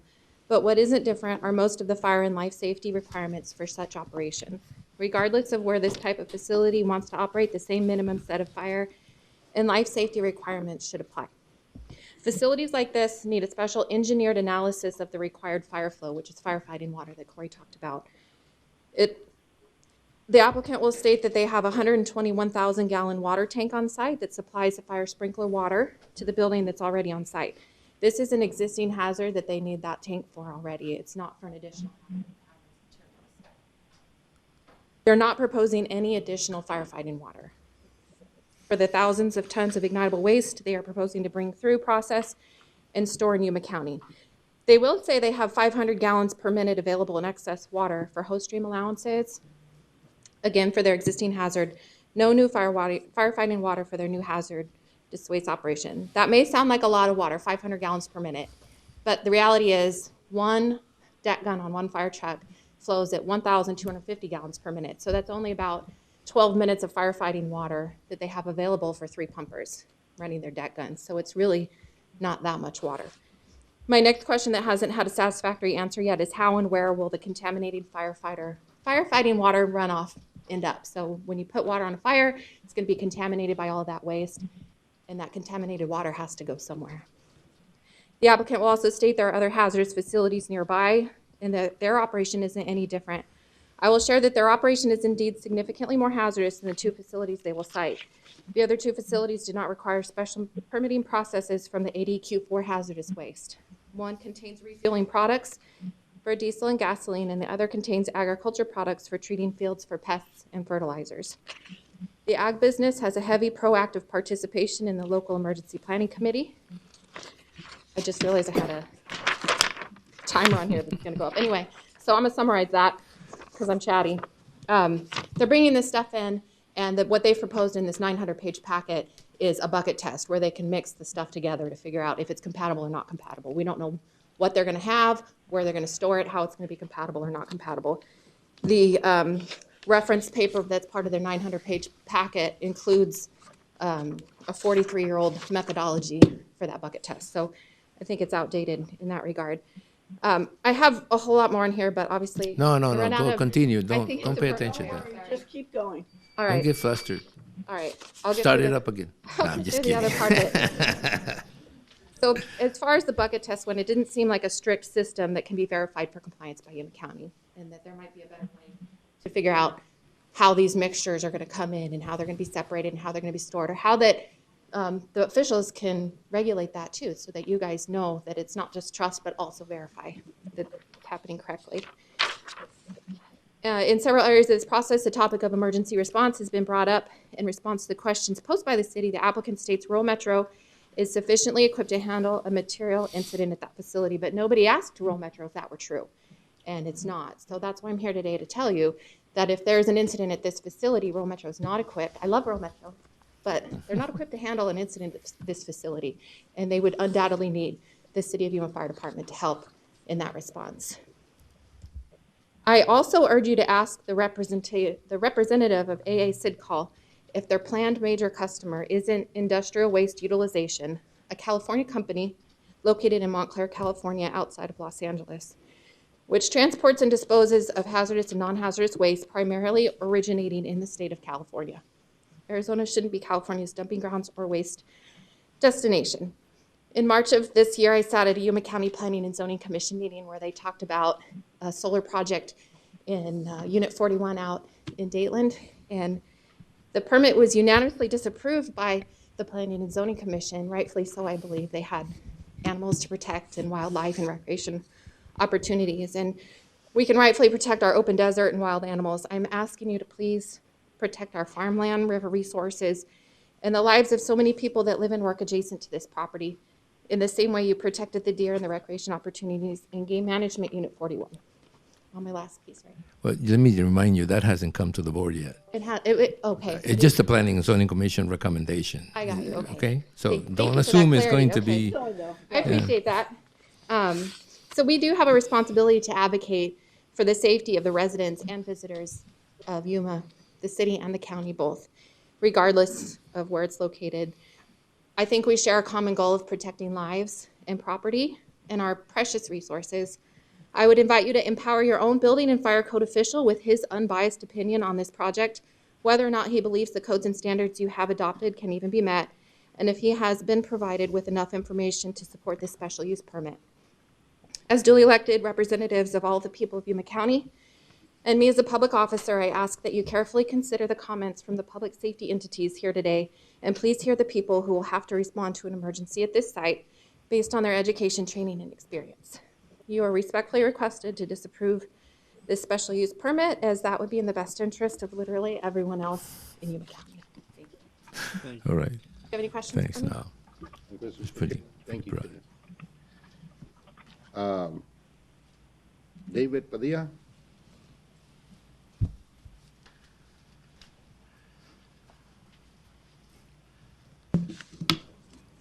Chairman, Board, thank you guys for your time. My name is David Padilla. I'm the president of the United Yuma Firefighters. Our organization represents over 170 members across 3 cities, the city of Yuma, San Luis, and Somerton. And I wanted to share with you guys just some of the concerns from the boots on the ground, the actual firefighters and hazmat technicians that we represent. The transfer of hazardous materials involves the handling and movement of various substances, including flammable, toxic, and corrosive chemicals. Accidents such as leaks, spills, or equipment failures can lead to the release of these substances into the environment. Incidents like this that occur near population centers like the Yuma Palms Parkway potentially expose thousands of Yuma residents to harmful chemicals, causing injury, health issues, or even fatalities. In our plume models that we've created, we show that just a release of just one of these chemicals will lead to a massive evacuation effort of the Yuma Palms area. Many hazardous materials are highly flammable, reactive, and pose significant risks of fire and explosions. The likelihood of one of these explosions potentially impacting nearby residential areas, commercial districts, is obviously much higher due to the location of where this facility is potentially going to go. Exposure to hazardous materials can have severe health effects depending on the type and concentration of the substances involved. And this is one of our big issues with mixed load transfer sites. We don't know the concentrations or the chemicals. We know some of them. We don't know necessarily what concentrations they'll be in, or even in what quantities they'll always be available. Hazardous materials transfer sites will undoubtedly require transportation of these substances to and from the facility. This transportation alone poses additional risks, such as accidents, spills, and explosions during transit. Transportation routes are likely to pass through highly densely populated areas, increasing the potential for accidents and associated hazards. Hazardous materials, by their nature, can also be attractive targets for terrorism, for any type of sabotage, theft. Any type of unauthorized access to these facilities can have catastrophic consequences.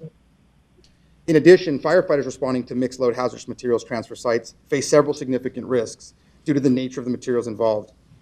Mixed load transfer sites often handle a variety of hazardous materials, and firefighters not having detailed information about the specific substances present, this lack of knowledge can make it difficult to assess potential risks and take appropriate precautions. Firefighters may encounter unfamiliar or unexpected hazards, making their response more challenging and increasing the risk of exposure to harmful substances. In a profession that already has abnormally high cancer rates, exposure to any additional chemicals is a risk that we don't want to take. Initial responding firefighters may not have access to specialized PPE and may not have the appropriate gear to handle the specific hazards that they encounter at mixed load transfer sites.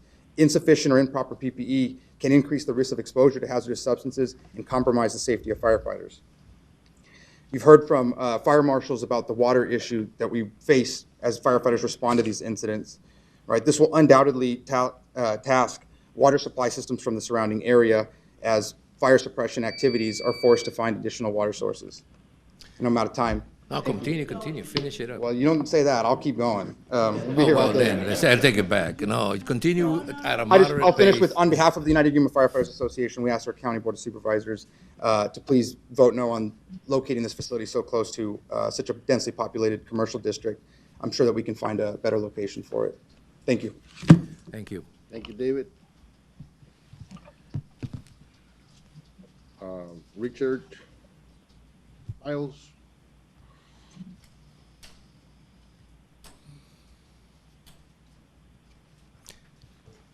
Well, I hope you're not going to read all those pages, Richard. Oh, no. Part of it's the agenda, too. And I'll be very brief. I know you hear that from attorneys a lot. Mr. Chairman, honorable supervisors, Richard Files, City Attorney, speaking on behalf of the City of Yuma.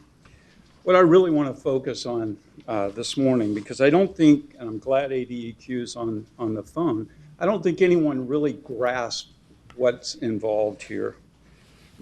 Perhaps I'm wrong. There is a dewatering well located on a parcel that is 60 feet away from this proposed location, 60 feet away. As you may know, the water table in that area, it's farmland, it's about 12 feet. This dewatering well, what it does is it allows the farming and agriculture to stay productive by dewatering the area when there's rain or anyway, it dewaters the land. The well itself is a little more than 60 feet. That's the parcel boundary, the 60 feet. But I don't think anybody's appreciating this, and I'm not sure the ADEQ picked up on this. They probably looked, my guess, is they probably looked at a map and saw a dewatering well mixed in with other wells and thought, oh, it's just a well. It's not. This dewatering well flows to the west to through a pipe to another pipeline that goes straight up Pacific Avenue to the north and empties into a side channel of the Colorado River in the east wetlands. I cannot believe that this was not an oversight. This is the waters of the United States, very highly protected and regulated. Anyone can see this pipe. All they have to do is go on the Bureau of Reclamation's website. It's there. You can trace it out. If you go to Google Maps, you can follow it out. And if you go to the satellite photo, you can see where it empties right into the channel.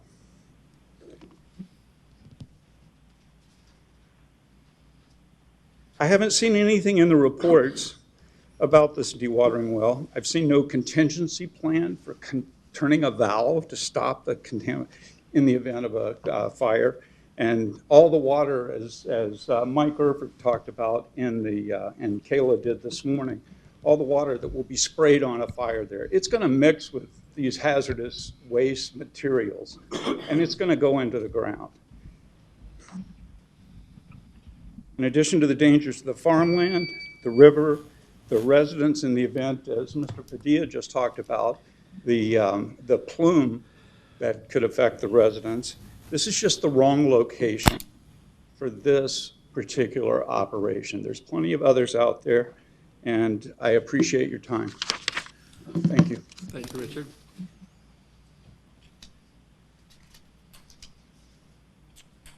Mr. Gary Knight.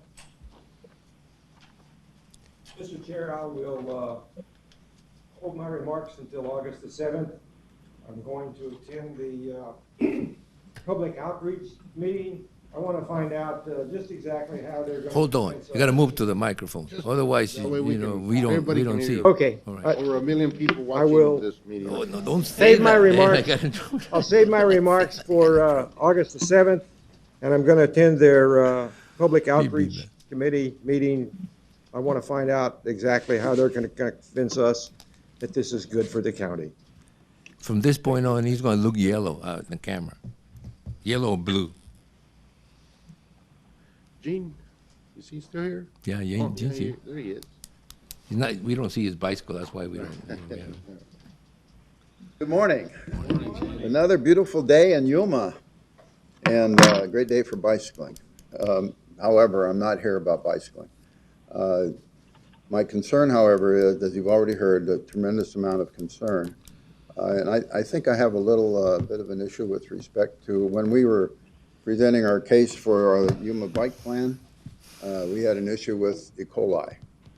That means that the county supervisors are concerned about the overall safety, not only in the industry of agriculture, but also to the individual citizens of Yuma County. Here again, we have a magnitude that is substantially higher in terms of the risk. The last item on the slide here says, intend to handle and store hazardous waste.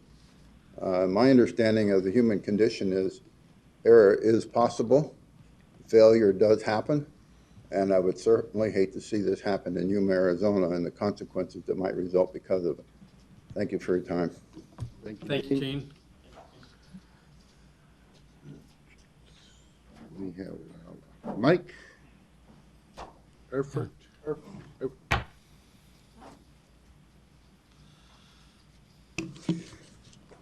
Mike Erfurt, private citizen.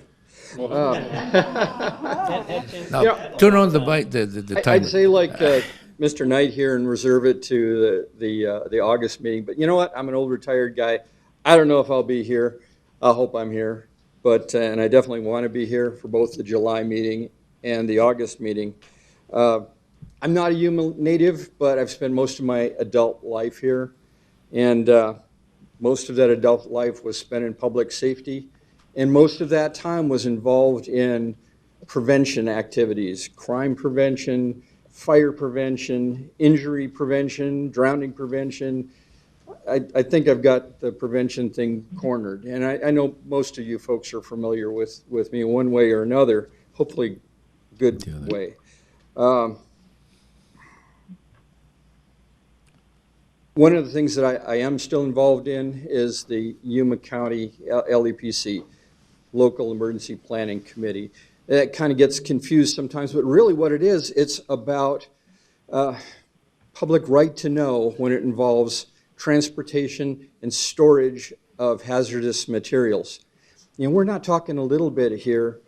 We're talking about hundreds of thousands of not gallons, not pounds, but tons of hazardous materials on an annual basis cycling through. I know that when it came to the Planning and Zoning Committee, there was a lot hung on, and you'll hear it, and it'll come over and over. It'll be back in August. A lot was hung on. ADAQ, well, they approved the permit. The Arizona Department of Environmental Quality approved something. Well, I guess the plume won't make it to Maricopa County, so that's maybe not a problem. But looking at the location, and also in that, and one of the things from the staff study with the county mentioned that, ADEQ, extensive public outreach.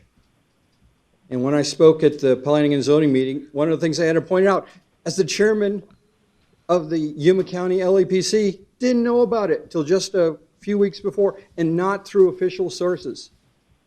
Wow. I don't think that there were a lot, there were probably a lot of boxes checked when it came to the ADEQ thing, but I don't know how much verification went into that. And now, one of the things that came from that, although, it was the staff had I think it's a 300-point scale, that 1 point more or less would have meant they would have not recommended for approval. 1 point more or less they would have, and it was on that line. Really? Okay. Well, one of the things that came out of that Planning and Zoning meeting is it shined a light on this. Shined a light on this. Our media covered it. Local media, state media. We had radio shows. We had newspaper. Those things brought it out. That's public outreach. That's public right to know. And I'll tell you what, I appreciate that there's going to be something scheduled by the applicant to inform the public in July. But you got to ask yourself, where was that extensive public outreach that original permit from ADEQ was based on? Because once that started to get out there, I'm sure you've heard plenty from a lot of people.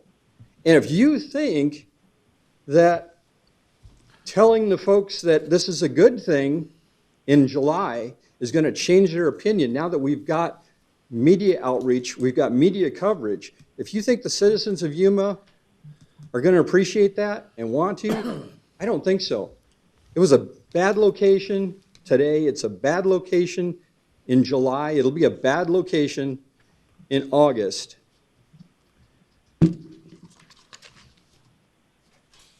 Hundreds of thousands of tons of hazardous materials. What could possibly go wrong?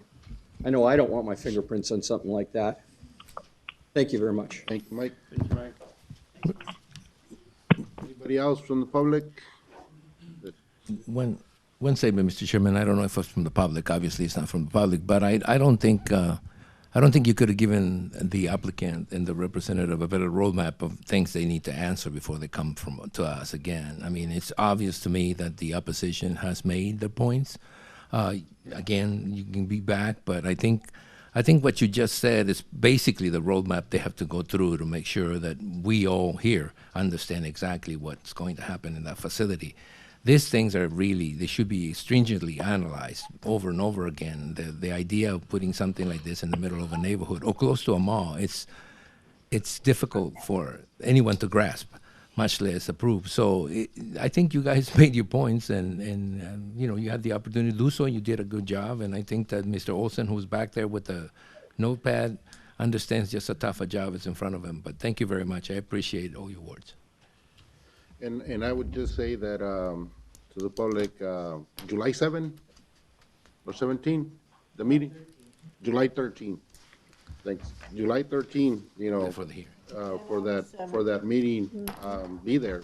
I mean, they might be able to answer a lot of questions that you guys still have or will arise, but getting the right information, they'll be there to provide that, so. And I expect to see the ADQ people present, not just on the phone. They need to answer some of these questions as we look at each other in the eye.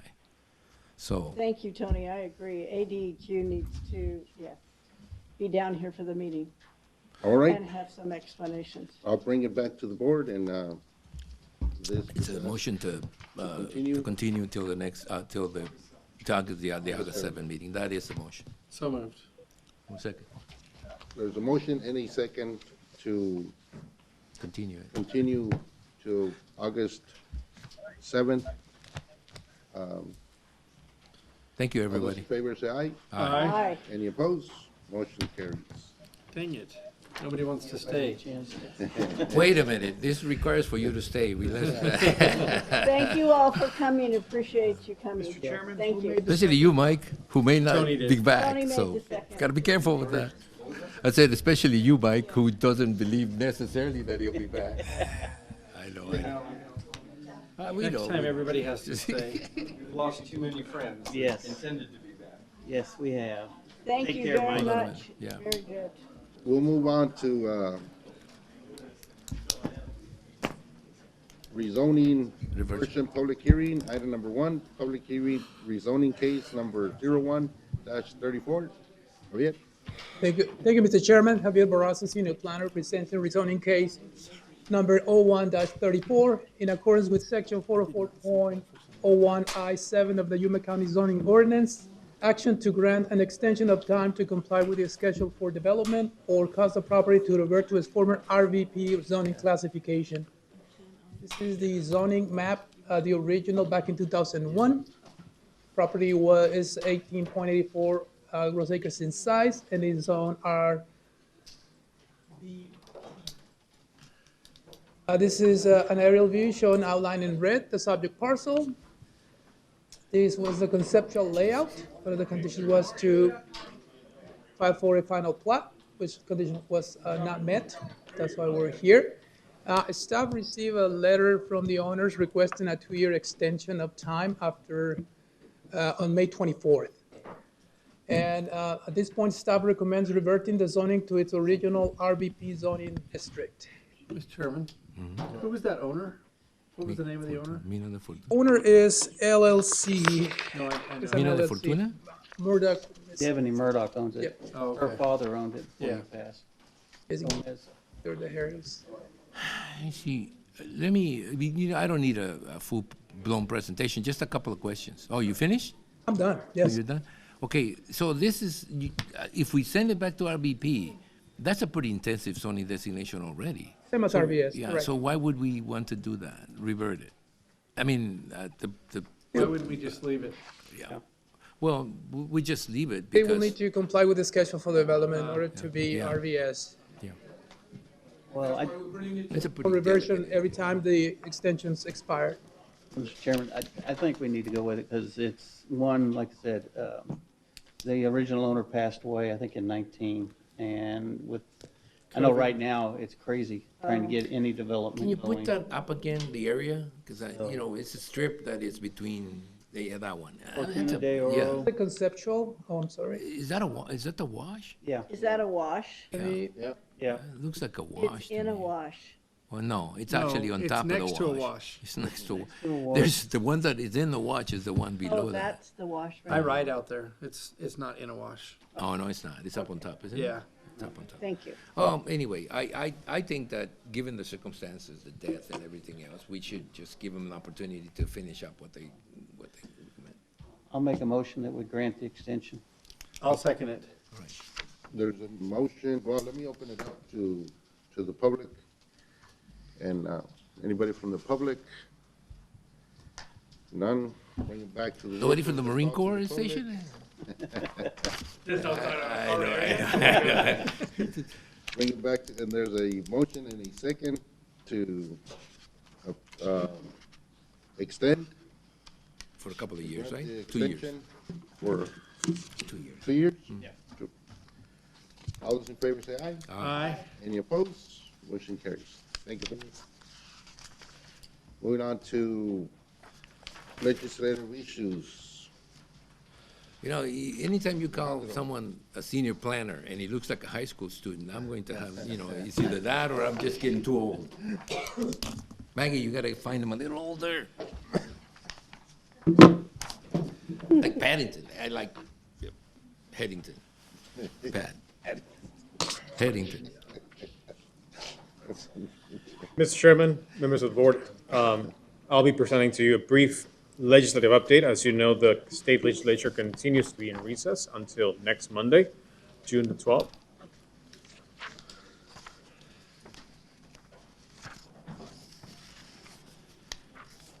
Righty. So, as you know, Governor Hobbs announced that Chad Campbell, former House Democratic leader and longtime public affairs and policy consultant, officially became chief of staff to the governor on Monday, June the 5th. Campbell is an Arizona native who, in 2006, was elected to the Arizona legislature, where he served 8 years in the state house. In both his third and fourth terms, he was elected by his peers to serve as a House Democratic leader.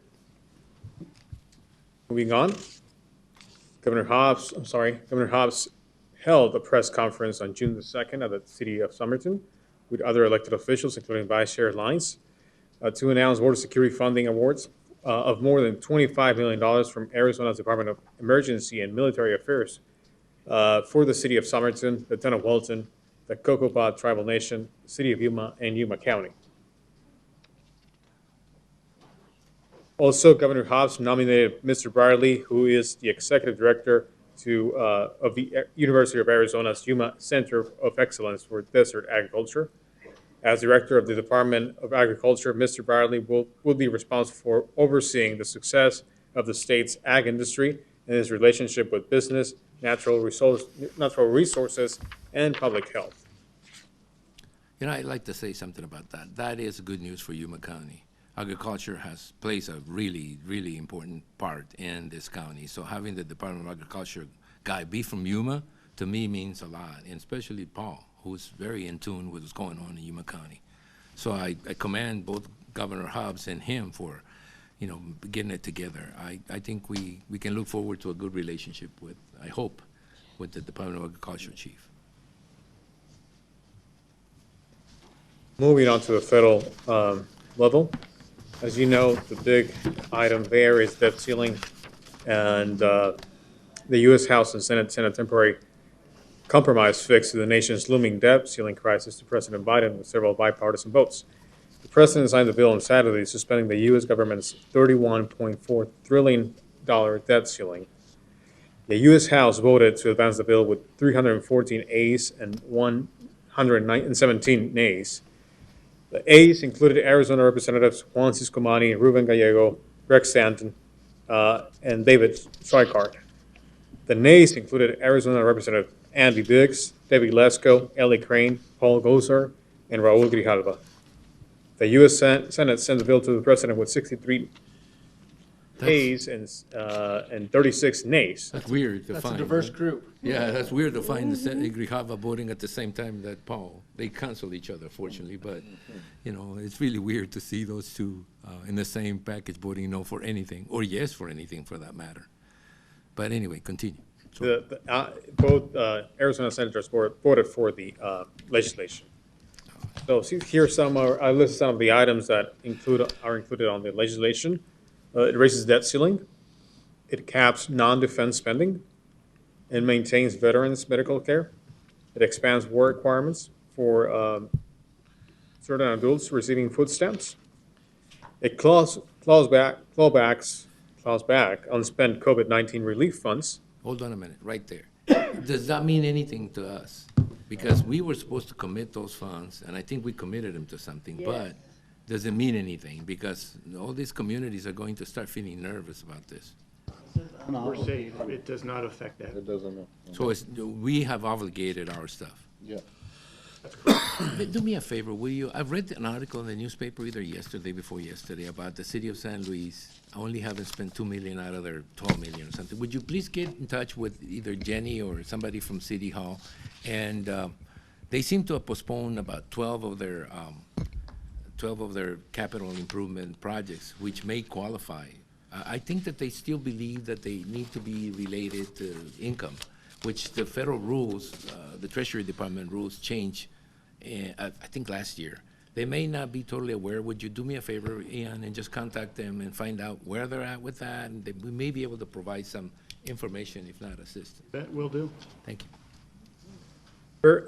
Mr. Chairman, Supervisor Reyes, per NACO, the Fiscal Responsibility Act does not rescind ARPA, state, and local fiscal recovery fund, including the $65.1 billion provided directly to counties. Okay, it's good news. So it's also cutting internal revenue service funding. It's restarting student loan repayments and increases domestic production of energy. But opaque, that production. I know. It's gonna offset that. On the international front, border affairs, as you probably are aware, the average wait times at the San Luis One port of entry have more than doubled in the last few weeks due to total port shutdowns or the closing of more than 4 northbound lanes at a time, disrupting our region's cross-border economic activity.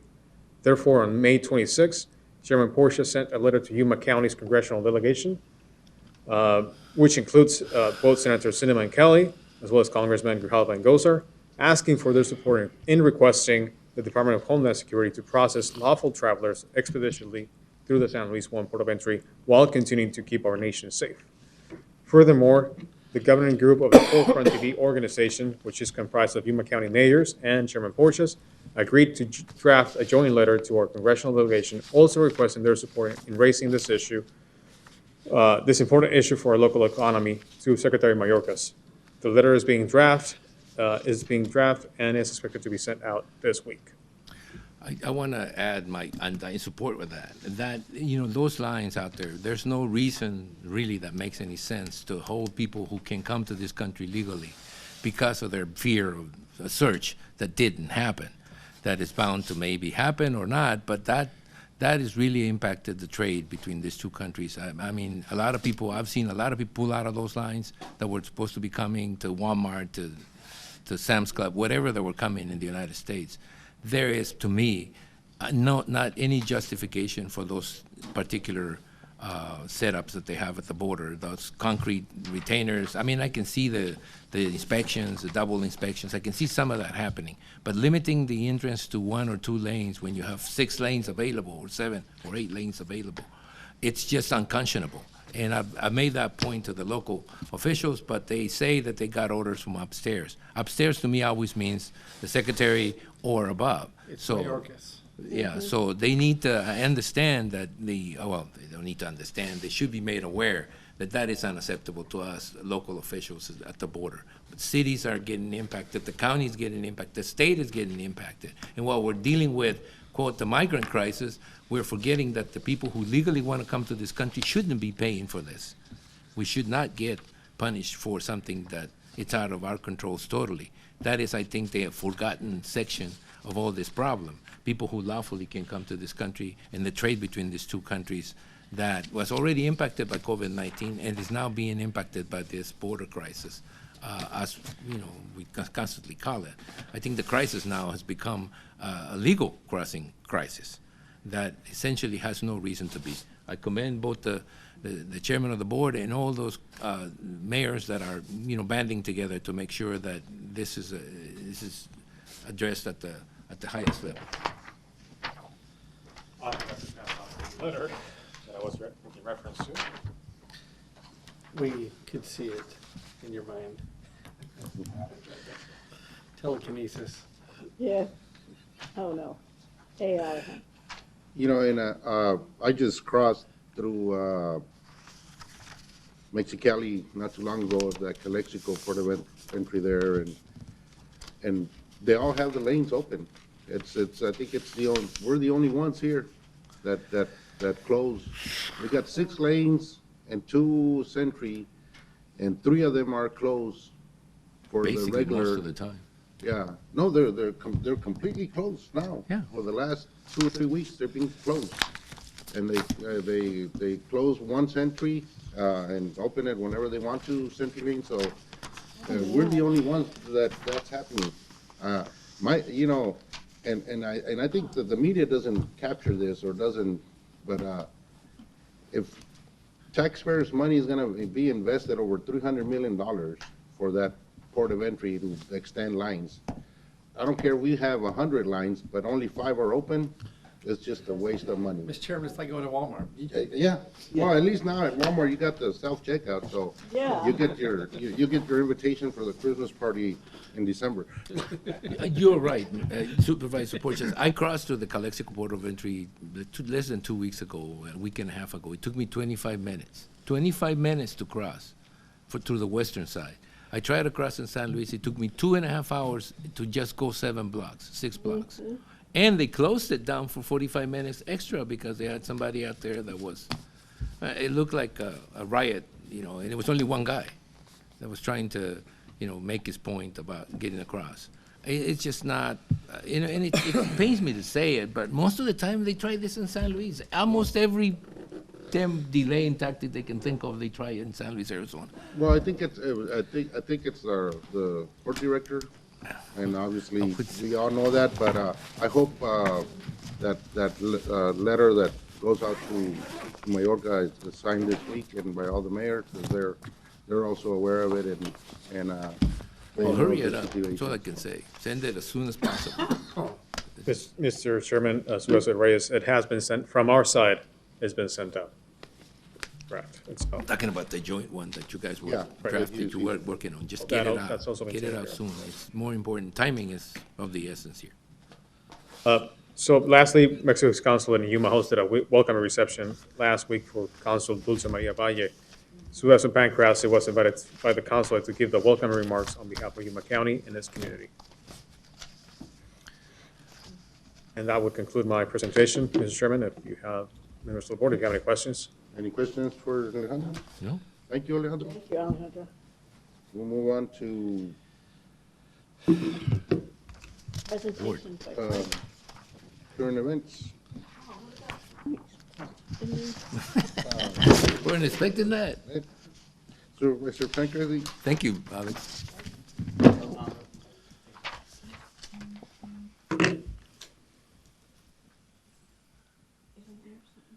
Oh, that's a work session. Okay. She went to everything. Let's move on to the next one. Here we go. A long list. Just let you know, I gotta leave about 11:30. Yeah, yeah. Appointment. Okay. He's just kidding. Go ahead. Okay, I'll do it. I attended the CSA executive meeting. I attended a meeting with the governor's office along with Tony and Mojave County and La Paz County about transfers off of the Colorado. I attended a tour from the governor's staff of Amberley's place along with Tori, and they were very impressed with what goes on at Amberley's place and how it operates, and got really good feedback there. I attended the NAU Yuma Advisory Board meeting, and they're offering some new master's programs and a superintendent's program coming up, and they have some grant money available for scholarships, so folks need to look into that. And I attended the welcome reception and was able to introduce the new Consul of Mexico, Dulce M. Valle, and then I attended the concert afterwards. So, and I want to thank Alejandro for translating. I introduced her in English and he introduced her in Spanish. So it went very well. And it was a huge turnout. So I was very impressed with her. Anyway, that's it. Met with a number of constituents, including Mr. Olson, phone call conversations regarding the applicant's permit for location here in Yuma. Represented Chairman Porches and the board with Governor Hobbs on Friday, and the sheriff received the set aside for border security funds, CSA Board of Directors, and a number of additional meetings also with MCAS. Participated in their open house regarding the PFAS. And that will be part of the county line later on this month. Mr. Chairman. Thank you. Again, numerous meetings, a lot of meetings with constituents. A couple of highlights. I was honored to present Outstanding Student Awards at Mohawk School graduation. Also presented, I think, 4 scholarships at the Antelope High School Awards presentation, and attended the Welton VFW Memorial Day event that they had. And that's it. I forgot, I attended the Memorial Day presentation down at the bridge and over at Desert Lawn, and I went to Sabola's graduation. Sorry. I attended every one of those meetings plus. No, I'm just kidding. I didn't. I did go to that governor's meeting on water issues. It was well attended. Obviously, it seems to me like both La Paz and Mojave are having a lot more concern about their rights. I mean, obviously, the Yuma County water rights are kind of senior, but when there isn't anything to distribute, it doesn't matter how senior your rights are. So It was a very timely discussion. And I spend a lot of time on vacation, so this is going to really shorten up the time. But I was aware that Supervisor Porches was going to send that letter, and I concur 100% that we need to deal with the legal crossing, both the commercial crossings and the private crossings. On top of that, we have, I think, a meeting coming up at the Great Yuma Port Authority. We dealt with their loan. We extended the time, and I think it's been sort of like every construction project is behind schedule. It doesn't matter what kind of project it is. It's been a bear. Last year and this year have been really catch-up months, and I think we can tell from everything that's going on that it's going to continue to be that way for a while. I think that should be it. I mean, so Supervisor Porches? Well, not much here, so you want to say you got? Sure, Mr. Chairman. Joint Supervisor Pancrazzi, staff from Development Services and the County Attorney's Office for a meeting with Gail Castricone and members of her advocacy group regarding Van Mobile Home Park. Attended drug court graduation, the YSIPTA board meeting, forefronted ED, a virtual Arizona City County Management Board of Directors meeting, attended the governor's press conference announcing $18.5 million border security funding at Somerton City Hall, and also attended the welcome reception in honor of the new consul of Mexico. Thank you. Thank you. I'll go ahead and... One last question. Who is intending to go to that NACO meeting in Austin? In July, I am. In July. I'm going. All right, okay, fine. Desiree, does everybody have reservations done? All of your reservations have been made, hotel rooms. I'm just not aware of all your flight plans yet. I just wonder, because it's coming up pretty quickly, and it seems to me like time is flying. If you're going to go, just make sure your reservations are done, because that's going to be a well-attended meeting. All right, we'll go ahead and open the work session, discussion and action item. You have 2 minutes. No, I'm just kidding, Frank. Frank. Hi, Frank. Seeing you. Hello, good morning. Chairman Porches, members of the board, Frank Sanchez, county engineer. I did receive a request to go over a presentation on our closures of, or permitting closures on county roadways, whether it be utilities or irrigation districts or county forces themselves.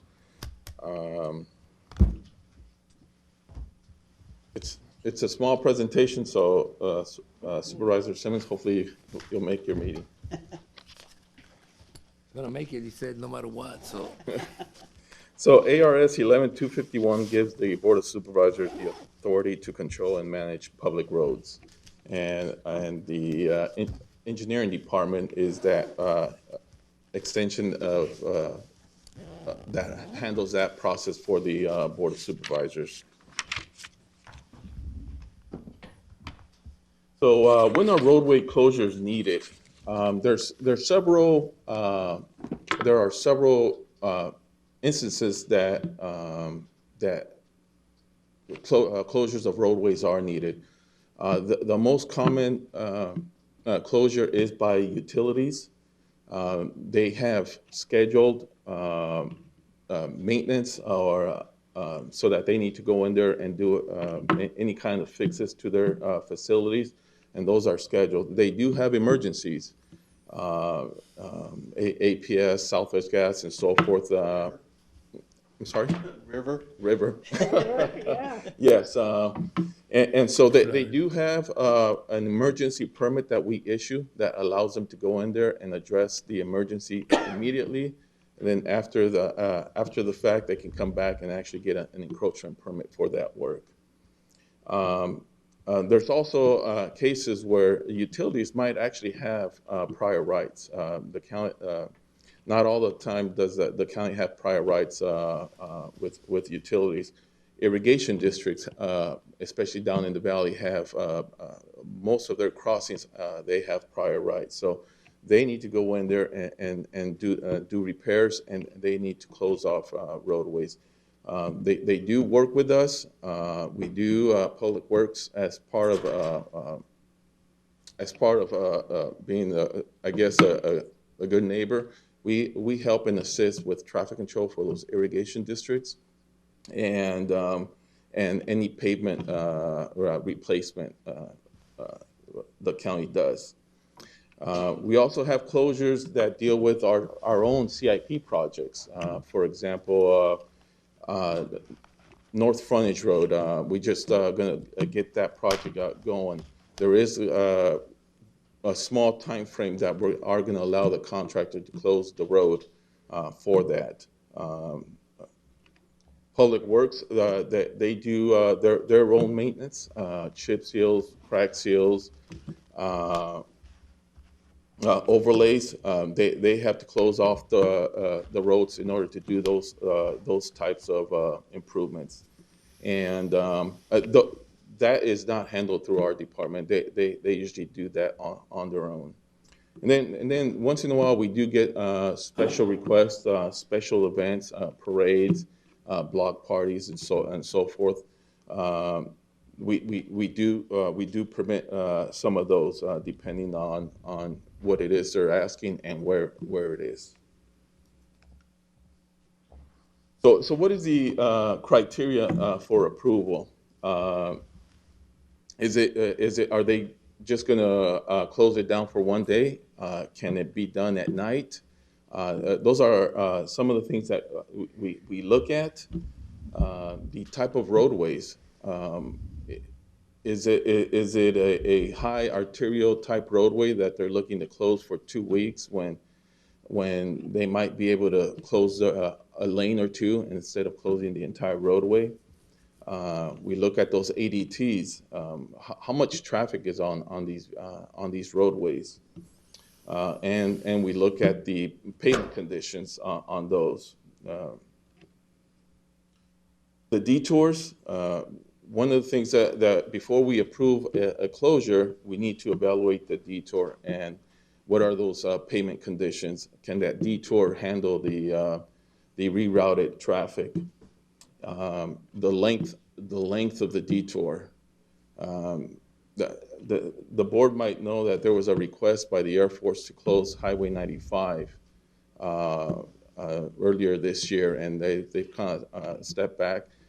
But that proposed detour for that closure was going to be close to 26 miles. That was definitely something that we did not want to approve unless bringing it up to the board for your consideration. And so we definitely look at that length of detours, and then the type of work, the location of work. If a utility company is working out on the shoulder, is there a need to close the road? if you leave it up to the utility company, they'll like to close the road every single time. It makes it easy for them. However, that is not practical. So what we take a look at the location and the type of work proposed. And then, are there any alternatives? Can they do the work outside of those impact roadway areas? And then, obviously, safety. We just had a presentation of Workplace Safety Month. For a lot of these contractors, the field is their workplace. So, are they proposing what they're proposing? Is it safe? And if it's not, then as staff, I think we're required to have those closures to ensure that those workers are safe out there. So, what is the encroachment permit? That is what allows them to actually do the work. They do apply for the permit. We do require a traffic control plan for our review. Notification to emergency services and school districts. Mr. Chairman, Frank, what type of notification do we require? We require the applicant to notify emergency services, sheriffs, school districts, rural metro, and so forth, if hospitals that are nearby, and school districts. We notify them, and we require the applicant to notify those. Specifically. Yeah, notification to property owners and businesses. We require the applicant to make those contacts. How? Either by mail or by handouts. Okay. They prefer to actually go around and actually hand out notices to property owners and businesses. We do require electronic message boards, minimum 3 days. Ideally, we want those message boards out there 7 days in advance of any closure. We do require that they sign for the permit, accept those conditions, and we do require that they coordinate with our inspector. Any changes to their work plan? We do, depending on what those changes are, they need to coordinate with the inspector. If it's any major change, then they need to come back to the office to resubmit for review of their permit. Again, multi-jurisdictional permits. Sometimes we have instances where the closure affects both the county or the cities. And so we do ask that they contact and get a permit from those other agencies. And typically we get about 10 to 15 single day closures. Anything more than a single day, we average about maybe 3 to 5 closures that are larger than 1 day. That's about every year, about 3 to 5. How many 6 weeks closures do we receive? I've been here 23 years, and that's the first one that we saw. Frank, on one night that it was closed for a long time, when the water county users work on a bridge, they take their sweet time. Yes. Because 5 guys are just watching one guy work. That's true. Yeah. But I think, the good thing is you brought that, or we're talking about this, but do we give them the contract, or is that they want to work on that, or how is that? I mean, I know it's our road, or it's our road. It's their facility, and like I said, most of the time they have prior rights, and so we give them a contract. We come to the board and get approval to give the water users that contract because it's their facility. they want to work on their own facility. Unfortunately, with irrigation districts, especially down here in the valley, they're culverts, so most of the time they're below the water table. And so what takes a long time is for them to get in there, set up all their dewatering points, and get that water table low enough so that they can actually get in there and do the work. And so that is what takes normally a long time. Yeah, I'm just curious. One time, this is a while back, and I asked one of the supervisors, "What was it taking so long?" I said, "Well, it's the water users. It's their property, and they're gonna have it closed for a year." You know, they had it for a long time. It was over 2 months. Actually, we do have a closure that's been more than The flood? 6 weeks. It's been a year. County 15th, we had that drain fail. And so the water users are going to repair that. In fact, they're scheduled to repair that at the end of July. But they had to do it during the water outage, and they couldn't do it the last August, so they had to wait a whole year. Mr. Chairman, one of the reasons I requested this is because we had a closure of an intersection by one of the utility companies, and it was a joint use intersection, so one side was city, the other side was county. But none of the businesses in that area were notified. And so the detour was 3 to 5 miles around out in the county. What? Which intersection? 40th and 4. Oh, okay. And I felt as if they could have, and which they eventually did, close down half of the intersection instead of closing down the entire intersection. But the businesses around that area were asking me what I knew about it, and that's when I reached out to Frank to find out, what the process was, what that looks like, and actually who had jurisdiction to be able to talk to some of these utility companies. And that's why I asked for this presentation, because none of the businesses that came to me said that they received any type of a notification, whether it was by hand or by mail. It was just the electronic board. One comment. It's a question. How's Halo doing, or Halo, whatever? Hello. How's it? How they doing? Closing any roads. They're not. They're moving fast. Well, they came close to closing one on Friday. They hit a water line out on 3E and 32nd Street. Oh, right. Okay. So, So they were doing fine. It wasn't their fault. It was a line that was not supposed to be safe, and so yeah. All right. Okay. Got it. What's So that? Mike, I guess ultimately, and please Frank, please forgive me, if we're gonna have an intersection shut down, what I would like is more conversation, because they had proposed 6 weeks shutting it down, and it was pretty significant as far as the way that it Of impacted course, business. Yeah. And so bringing it back to the board, if it's going to be a long-term delay with a complete shutdown, giving us the ability to have, To at least know about it. to know about it or to have a conversation, Oh. and then to ask. Should have put that on there. I didn't know you were done. All right. It was the question section. If it's the board's direction, we can bring those. There's not a lot, but we can bring those to the board if the board. But when it's known, when you have and on top of that, just keep on top of the, what do you call it, the noticing process. Right. So that essentially, if it's a multi-jurisdictional, you make sure that our side of it, which is, what we are concerned with, should be first notice everybody. We need to make sure that everybody gets noticed when an intersection is going to be obstructed. And second, avoid as much as possible shutting down an intersection because of work. Yeah. Especially utility work. When we have a rezoning, we have a checkoff, right?